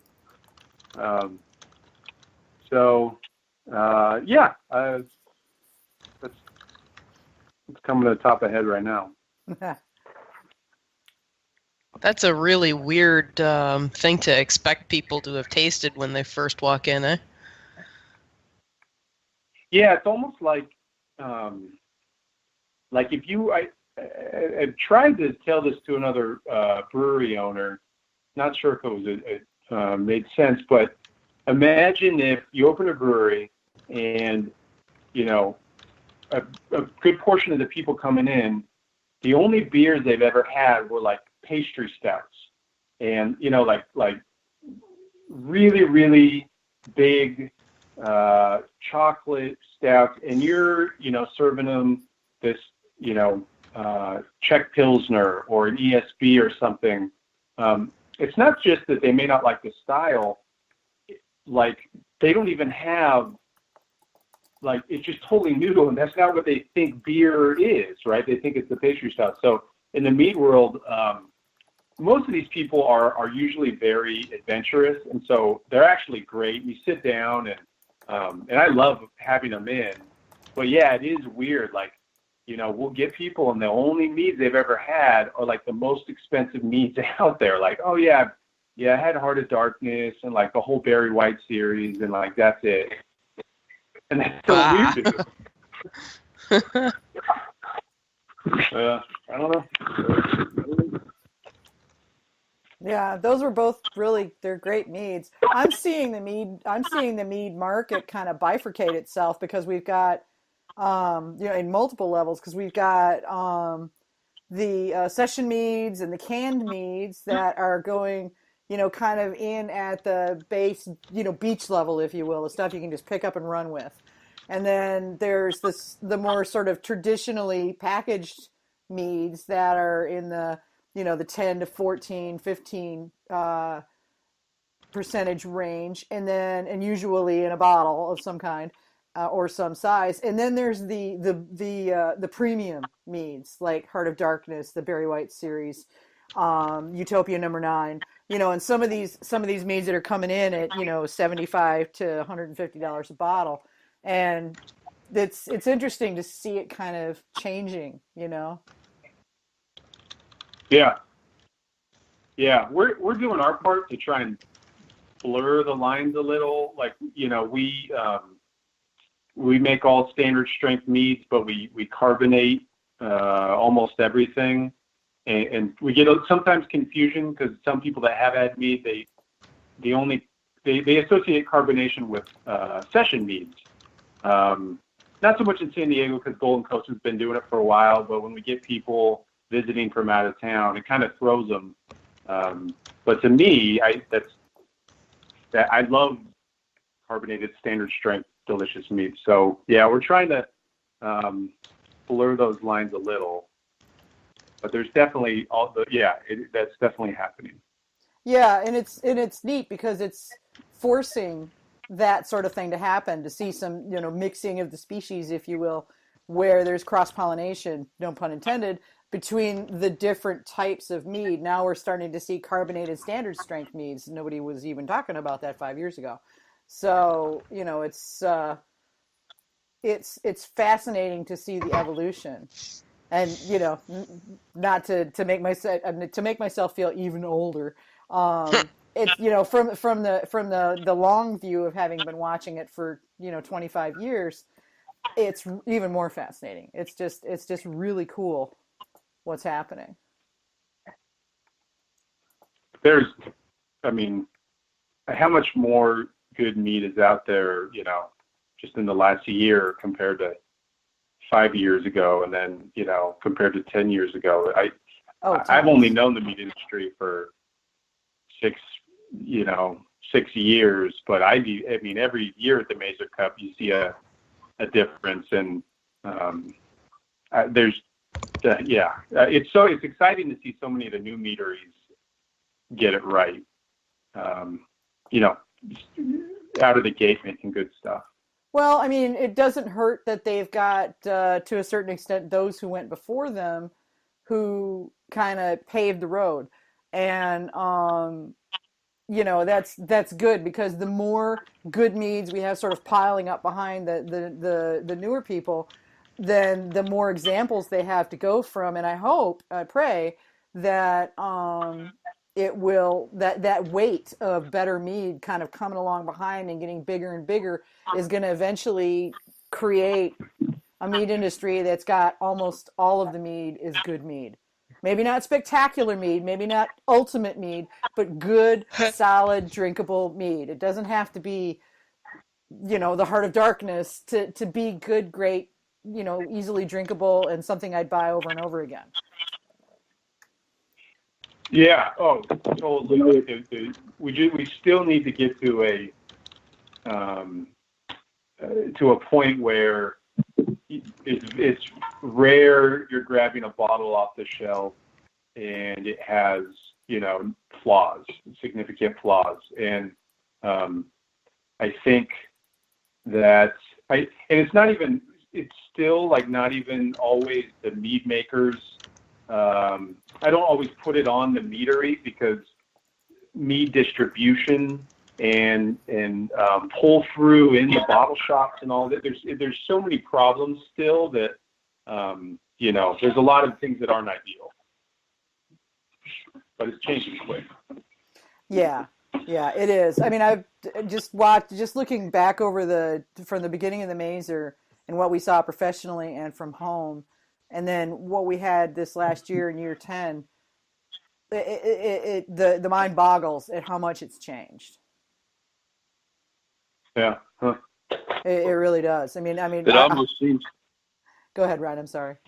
It almost seems to me like there's no excuse to be making poorly made mead anymore, right? I mean, there's so much information out there that's proven now. There's no reason to make bad tasting mead anymore. Well, I mean, there is, if they're new to the meat industry, don't realize that there is, a bunch of people that all hang out together and talk about this stuff all the time. I mean, I'm in a couple of mead groups just on Facebook that are, there are people that are coming from the wine world, and some of the questions they ask are like, dude, really? Is what I'm thinking.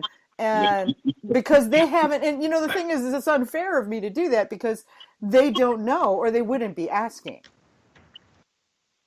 Right. But they also probably shouldn't be the ones that are getting into the industry either when they know so little. Well, no, they're not going, most of them aren't going pro. They're just learning to make mead. But then they've also got, any number of YouTubers out there that are going, sugar. You need to add lots of refined sugar. And it's like, really? Can I just grab you and slap the crap out of you? Because that's just wrong. Yeah, it's hard to know what information's good when you're brand new in it. I mean, exactly. And I came from a winemaker background myself, so I was still adding acid blend for a while and boiling my honey, the stuff I made was still pretty good. We did that back the first 7 or 8 years I made mead because that was what the rules were. I still have no temperature control, and Ryan, you've tasted some of my stuff. I mean, yes, okay, I did bring some bad examples, but the stuff that was not bad examples was definitely not bad.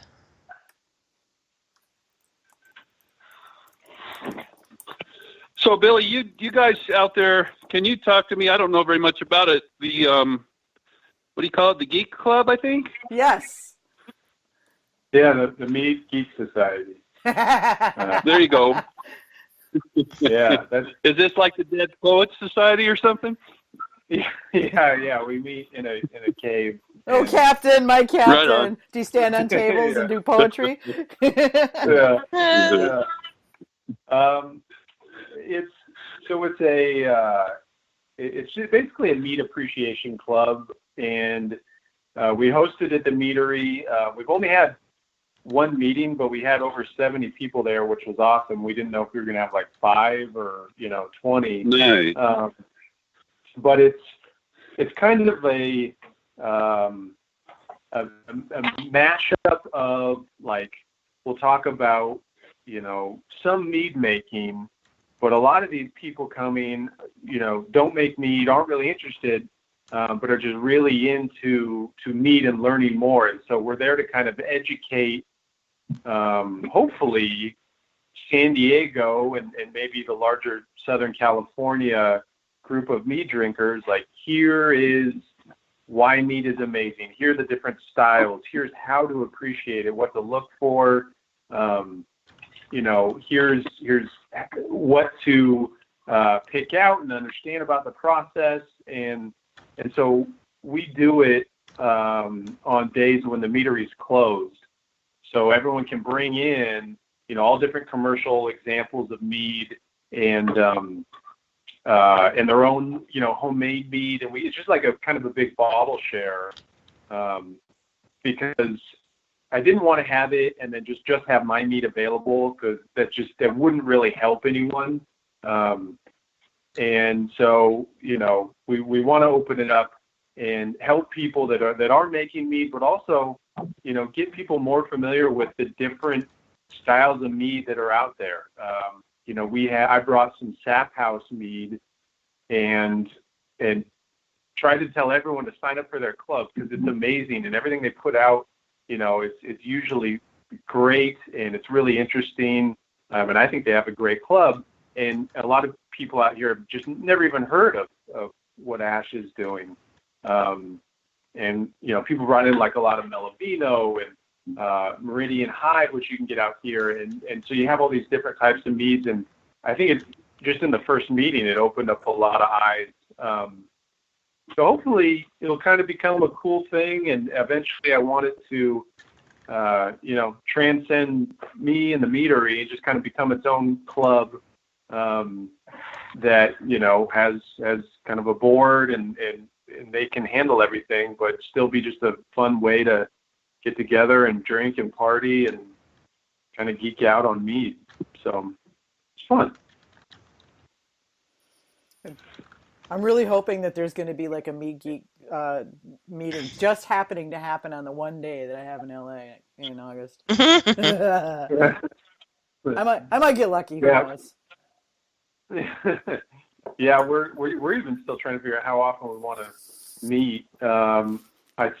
Right now, I think our next meeting is June 11th, and we're going to get Ken on live video. Ken Schramm to talk about melomels. So each meeting will have like a different style that we feature, and so the first one was traditionals, and I told everyone, okay, we're going to start with traditionals, but we're going to come back to it again and again, because it's way more complex and interesting than, it's not the starter meat. It's actually one of the hardest to make an excellent traditional. So we'll start here and then we'll come back. But yeah, the next meeting's melomels, and so I had to reach out to Ken to see, and he sounded like, and he was willing. So we're just working out the date and time. So that'll be fun. That will be fun. It's really cool. Hmm. So we may wish I had the population base to get something like that going here. Gosh, I'm thinking maybe I need to put together like a go-to meeting where we have somebody in to talk like that. That would be a really good idea. Gonna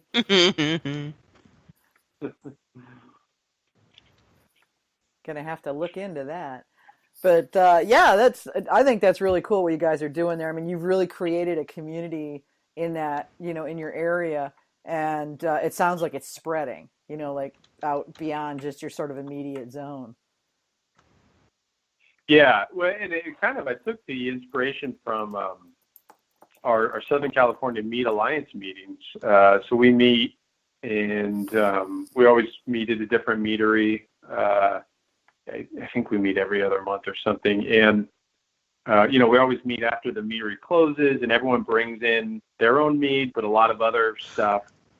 And we have a good meeting, but half the time we're just sitting around drinking mead and hanging out and, trying everybody else's mead around the country. And it's awesome. And it's like, I would just always thought we need a way to allow the public to kind of be a part of this. And not just have it be us, but have it be our customers too. So that's kind of what this is trying to be. Yeah. Well, I like that the Alliance has also put together a mead club that combines the efforts of all of the meaderies in the area. That's just cool. Mm-hmm. Yeah, that's all Alex Gonzalez of Honey Pot. It was his kind of a genius idea. He did most of the work to get it off the ground. And yeah, we filled up, maxed out the number of slots available, and they're going to open it back up to like another 25 people, I think, for the next shipment. So anyone that's interested, I think on Facebook and Instagram, it's just Mead Club. But you want to be looking out for that. We did our first shipment, and that was us, Honey Pot and Meaderylocated. And we just started with traditionals, but I feel the meads are only going to get better as other meaderies start putting their stuff in. So that was really fun. I think we'll start to see that around the country too. Yeah, I think so too. I mean, there's already conversation happening around that idea. And people and we're talking, with Vino Shipper and that to try to figure out the logistics. It's probably going to take a little while, but I think it's a great idea. Yeah.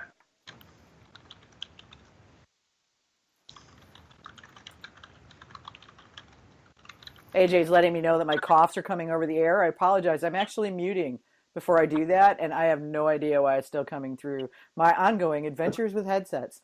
So God. I apologize, guys. I don't mean to. I am actually muting for that, believe it or not.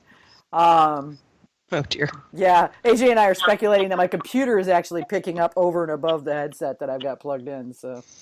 Yeah, I had that problem with it picking up my typing, even though I had the mic on with my headset, and I inadvertently uninstalled any concept that my computer had of a mic, trying to just make it mute. Yeah. I hate computers. This is why we do the FDF dance before every show, and it still doesn't always work. Going back for a second to Billy's questions that he had about what should be sacred and for meads made for mass appeal, as i.e. professional sales, versus competition meads to win awards, versus things like hype ratings and Untapped. Billy had posted that in the AMMA Mead group, and a bunch of people responded, and I snagged all those and put them in the show page. So for the episode page for this show, you can go through and read those, and if you go to the AMMA group, you can respond, in the group there to that if you like as well. But it's an interesting set of questions. Makes you think. Yeah, I think a lot of people were. I was happy to see how many people answered for number one. Like, there's not a lot that should be, sacred or that you shouldn't do as long as it comes out to be a great mead. That was cool. I wasn't expecting that many people to say that. Well, I mean, there's people from both schools of thought, and I think there's room for both. Oh yeah, totally. Yeah. There is, and there's, I actually thought of one thing that I still haven't come around to while we were talking, and that's session meads. Because we get asked all the time, or when are you going to come out with a session mead? And I still haven't been able to make a session mead that I feel is a good enough expression of the honey, and also stands up to a beer that would be kind of the same ABV and around the same price point. Now I've had some like Nectar Creek and Meridian Hive, fantastic traditional session meads. I haven't been able to do that, and being a beer guy, I usually would rather go with a great beer at that price point than for what I could get for a session mead. Well, the thing that makes mead amazing to me, kind of like what Ryan touched on, when you can, get a full expression of a really unique honey varietal, like that is unique. You can't get in any other alcohol, and that's what I love about it. So, not that we'll never make a session mead, but right now that's for us. That's not really. That's one of the things that we're not going to touch for a while. And there's a lot of work going on in that area anyway. I mean, you do what A, you want to do, and B, what your customers want you to do, and whatever the balance looks like in between those two things. Yeah. Oh, someone else that makes really good session mead that was just in Jason Beltz. Yes. He might convince me, but I don't know. Have you had any of Charm Cities? Yeah, they're another one. That's another one. They I haven't had a traditional session from them, but I've had I think one with was it sage or rosemary or something that was really fun. Lemon basil, I think, something basil.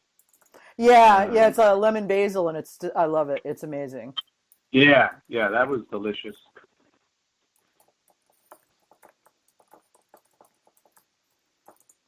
But he's got Really, that. Oh, go ahead. I'm sorry, Ryan. No, I'm sorry. This is always difficult when we can't see each other, and we end up stepping on each other's toes a bit. Sorry, our audience out there. It's kind of hard to manage. Billy, I have a question. You mentioned earlier, and I didn't get around to asking it. You talked about, sounds like you really put a lot of premium in buying the nicest equipment you can. And I'm assuming that stops when you just go, I just can't afford anything nicer. Would you say that, would that be a suggestion from you to any people that are considering getting started as a professional meadery? Do you think that,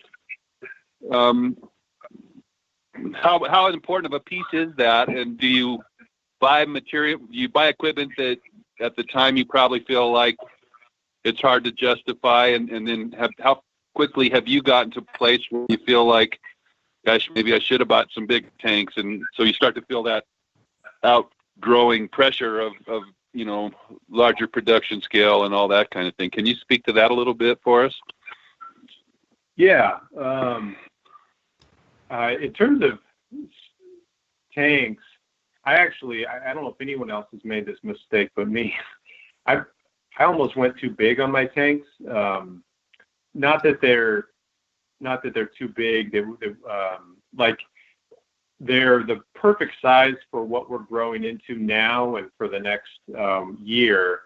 But I would have made smaller batches starting now if I had to do it again, because we made some meads that, as you're learning the processes and new equipment, sometimes you can beat meads up pretty bad, and people still love them, but I knew that they could be much better, and they would just sit there and torment me in the kegs, and the batches we were making, we'd have 15 half-barrel kegs, and we're not doing distribution, so it takes a little while to go through those, and they would just torment me because I knew that it could be a much better mead. So that'd be one thing is I kind of would have started a little smaller to do more experiments in the first 6 months, but I'm happy that we have them now. But when we look at equipment,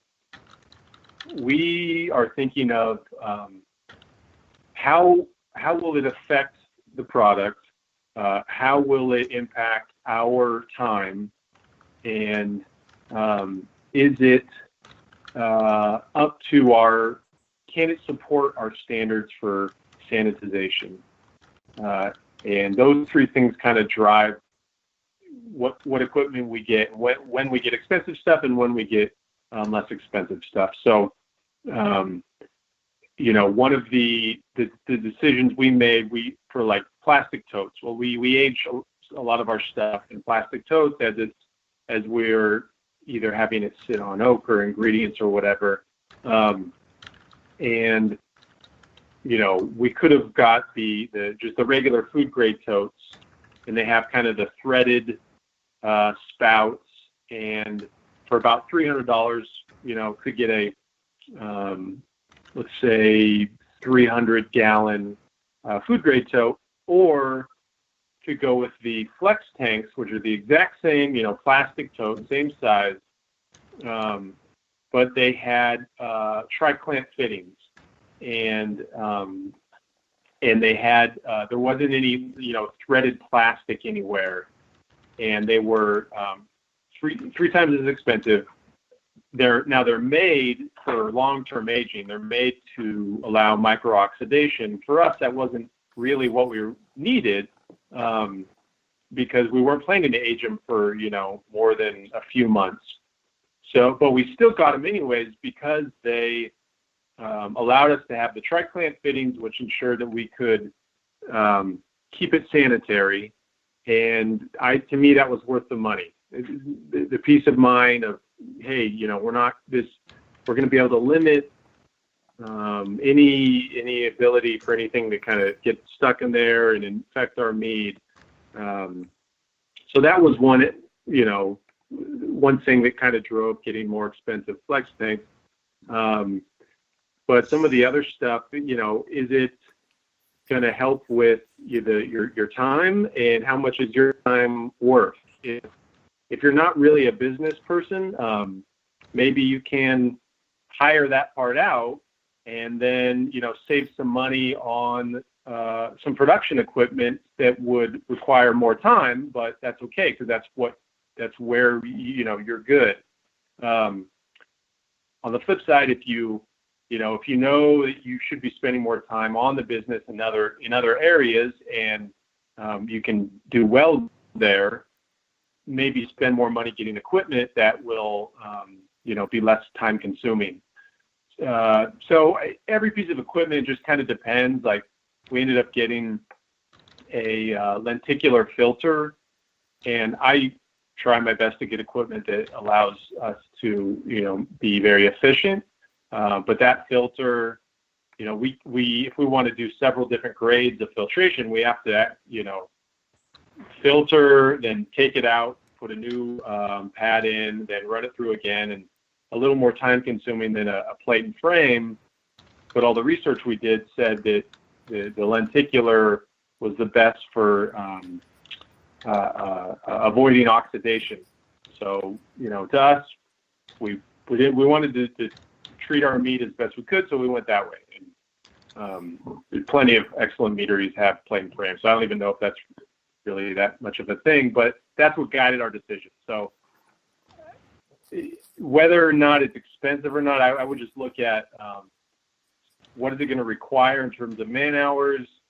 Is it built to allow for easy cleaning and sanitation? And does it support the kind of mead you want to make? Okay. And then that we actually got a question. Brian Galbraith asked, "What size tanks are you using, Billy?" For primary fermentation, we have a 20 barrel and a 15 barrel, and we only have two. So okay. Part of that also was because we're sharing space with our production space is shared with the cidery. It's split in half. So we were limited on floor space, but I could go up. So I got bigger tanks to maximize the space that we had, because we didn't have room to have, 8 5-barrel tanks all making different meads. Okay. And there you go, Brian. I think he's listening live. I don't know. Well, I mean, I just always have my mute on, so it takes a while to get to the phone when I'm asked to speak. That's great that you talked about your filter system, because I've always wondered, where do you make the jump between a plate and frame to something more expensive, and do you consider being able to filter so that you can move your product through your tanks better, or do you choose to have more tanks that you just sit on the floor and age longer? And I've always thought that's interesting to figure out when and what to make the jump. Yeah, and I'm definitely still not a filtration expert. We like the one we got. We kind of have it down pretty well now, but it's the only one I've ever tried, and I didn't ever filter at home, so I think I still have a lot to learn in that area. Yeah, I understand. I've filtered like twice. Yeah, I've been meaning to get one, and I never do. It sits till it falls clear, or I use a clearing agent, but I haven't tried doing any filtering. I would love to, but I just haven't. It yields really pretty results, but when you're doing small batches, you lose a lot. Well, and yeah, that's the thing.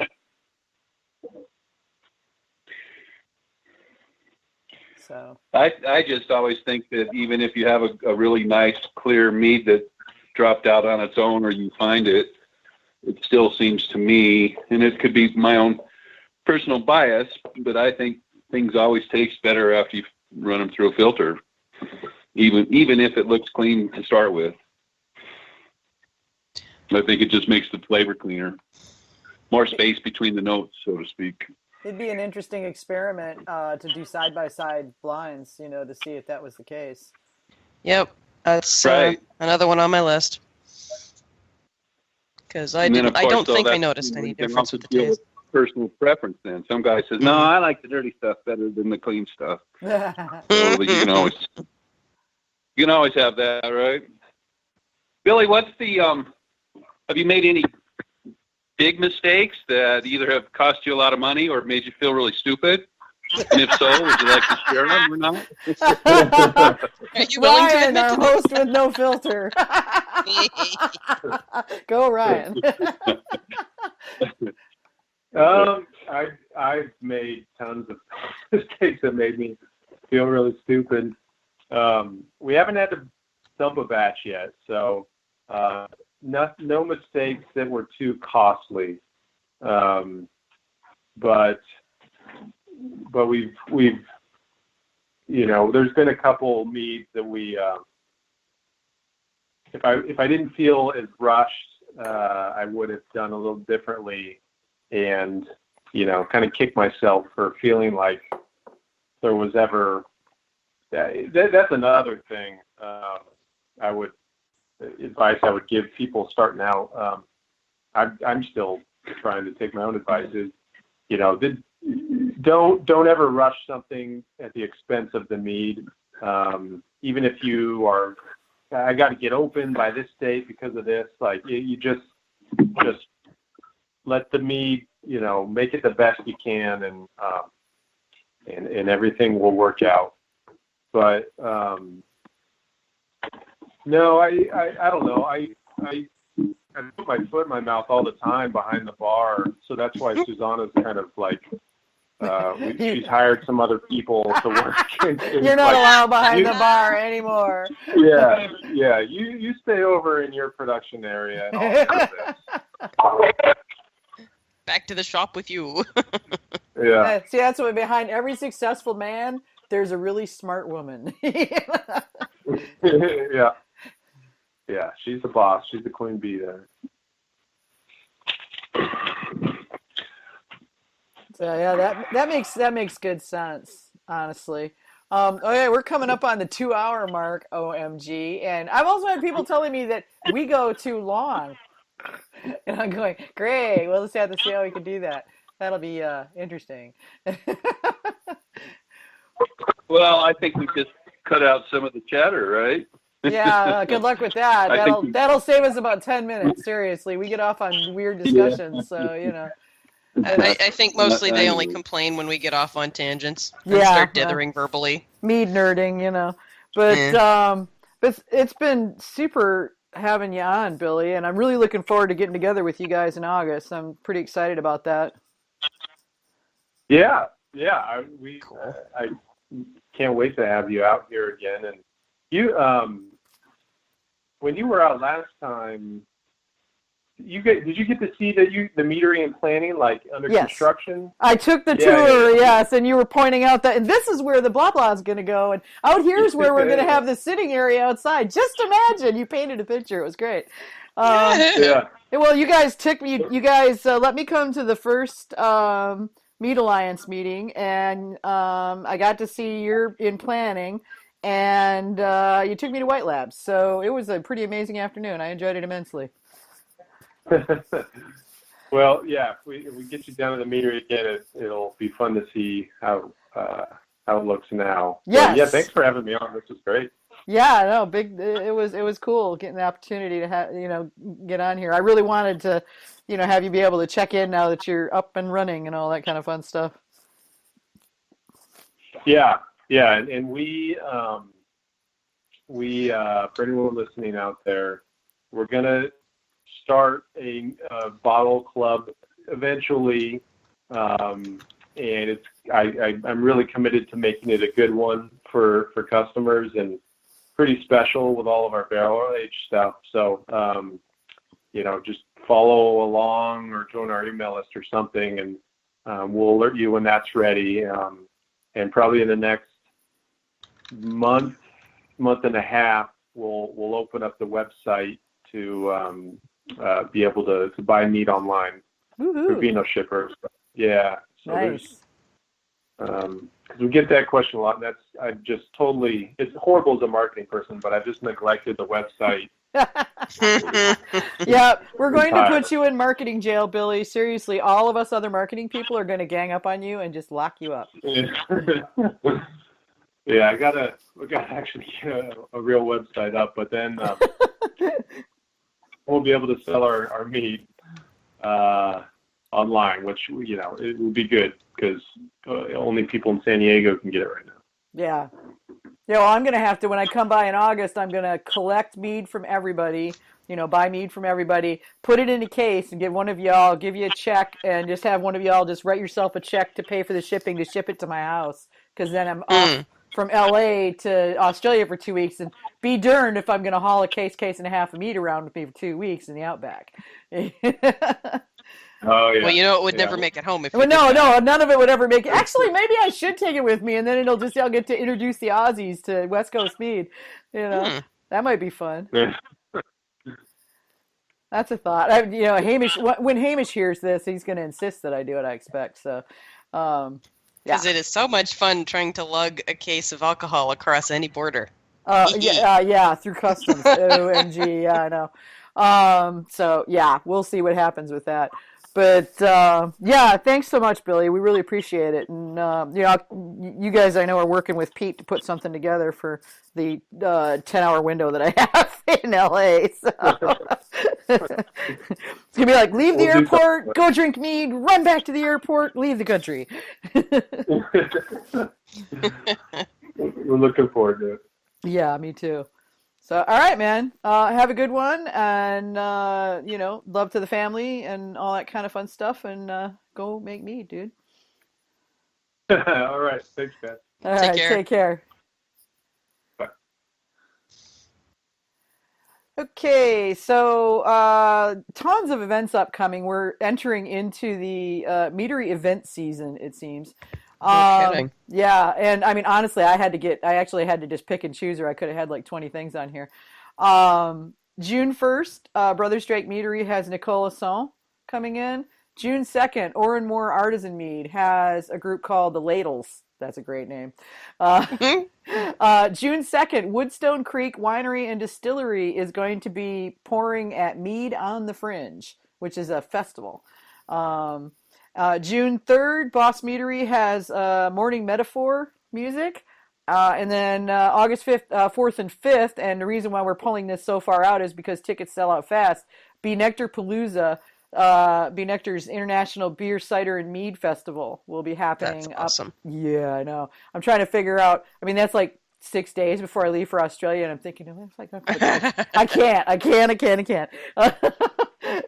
I can't afford to do that and then leave the country 6 days later. But yeah, there's a lot going on in the mead world. So if you're a meadery and you want us to list your stuff on here, just send me just drop your information to me at gotmead.com. We'll put it on the show for you. And don't make us hunt you down. I'm telling you, you won't like it if we do that. We'll sick Ryan on you. You won't like that very much at all. Okay, and next week, Ryan, we've got you. You're going to talk. What are you going to talk about next week? Well, next week we want to go back and revisit how we try to strike a sense of balance with our meads. That's something that's difficult to teach, especially over the airwaves. I think it'd be easier to teach in person with examples. And even then, once you get the concept, you still have to go home and make it real for yourselves. But anyway, there are some ground rules and some common tools that we can use to do all that. And so that's what next week's show will be about. I'd like to invite all you guys out there listening that if you would or could, please, we've got some posts on Got Mead Live, Got Mead the forum, and also I think on the Got Mead Facebook page and Modern Mead Makers. Please check in and speak a little bit of some of the problems and issues that you're having or other things that you'd like some clarification on. It would work much better if we had some real life examples of things to speak of instead of just arbitrarily grabbing something out of the great pie in the sky. And I'll go through and scrape the information and have it ready to throw at Ryan so he can address it. So we'll try to keep it as on point as possible so that we can do that. But come join the chat, and the chat link is on every show page, on every episode page. So come join the live chat at Slack where we can conversate around this. So and keep things going. So it's going to be pretty interesting. And then the second week in June, we are going to have Raphael Lyons, who's owner of Enlightenment Wine up in New York. And Raphael has got an interesting approach because he makes meads that are in many cases designed to make amazing cocktails, which is a different approach than making a mead that's designed to stand alone. So it when you're looking at it from the perspective of a cocktail master, you're looking for specific flavor profiles. And I did not know this until I started talking to people about it and started to kind of get an understanding, because I'm not a cocktail master. I'm just a cocktail drinker. I know what I like. So it was really fascinating to start to learn more about that. So Rafe's going to come on the show and talk a little bit about that, and we're gonna kind of get a peek behind the curtain on mead as a cocktail mixer. So I think that'll be kind of interesting. Yeah, there's definitely some things that go much better in a mix than they do by themselves, and this could be really interesting. And also, if you've made something that doesn't go too well by itself, see what happens if you mix it, like I did with that kind of uninspiring apple mead after it got a little bit old that turned out really, really nice with tonic water. You never know. Yeah. Try stuff. I saw some conversations about somebody was making, I think it was Amelia, one of Ken Schramm's meads, and he had made a cocktail with it, and I can't remember what he mixed it with, but it sounded really good. So we're starting to see more of that. So I think this is a timely conversation, and we'll raise some interesting some interesting approaches. So that's all we got tonight, kids. Long though it has been, we'll keep things moving. So tune in next week, same bat time, same bat channel, for another episode of Ryan's Rants. And I'm sorry, Ryan, that was not my idea. Somebody suggested it, and I thought it just cracked me up. Yeah, I think I know who. That's a friend of mine. I think that suggested that. Yeah, he actually poked me in private messages on Got Mead forum so nobody'd see it. Nice. Oh, Yeah, that's but fine. I don't take any offense to it. I know you don't. I know you don't. That's why I figured I could get away with it. So anyway, yeah, Ryan's going to give us a lot to chew on next week. So be sure to tune in, and so we'll see you guys then. Take it easy. Night, everybody. Good night, everyone. Alrighty then. So night, guys.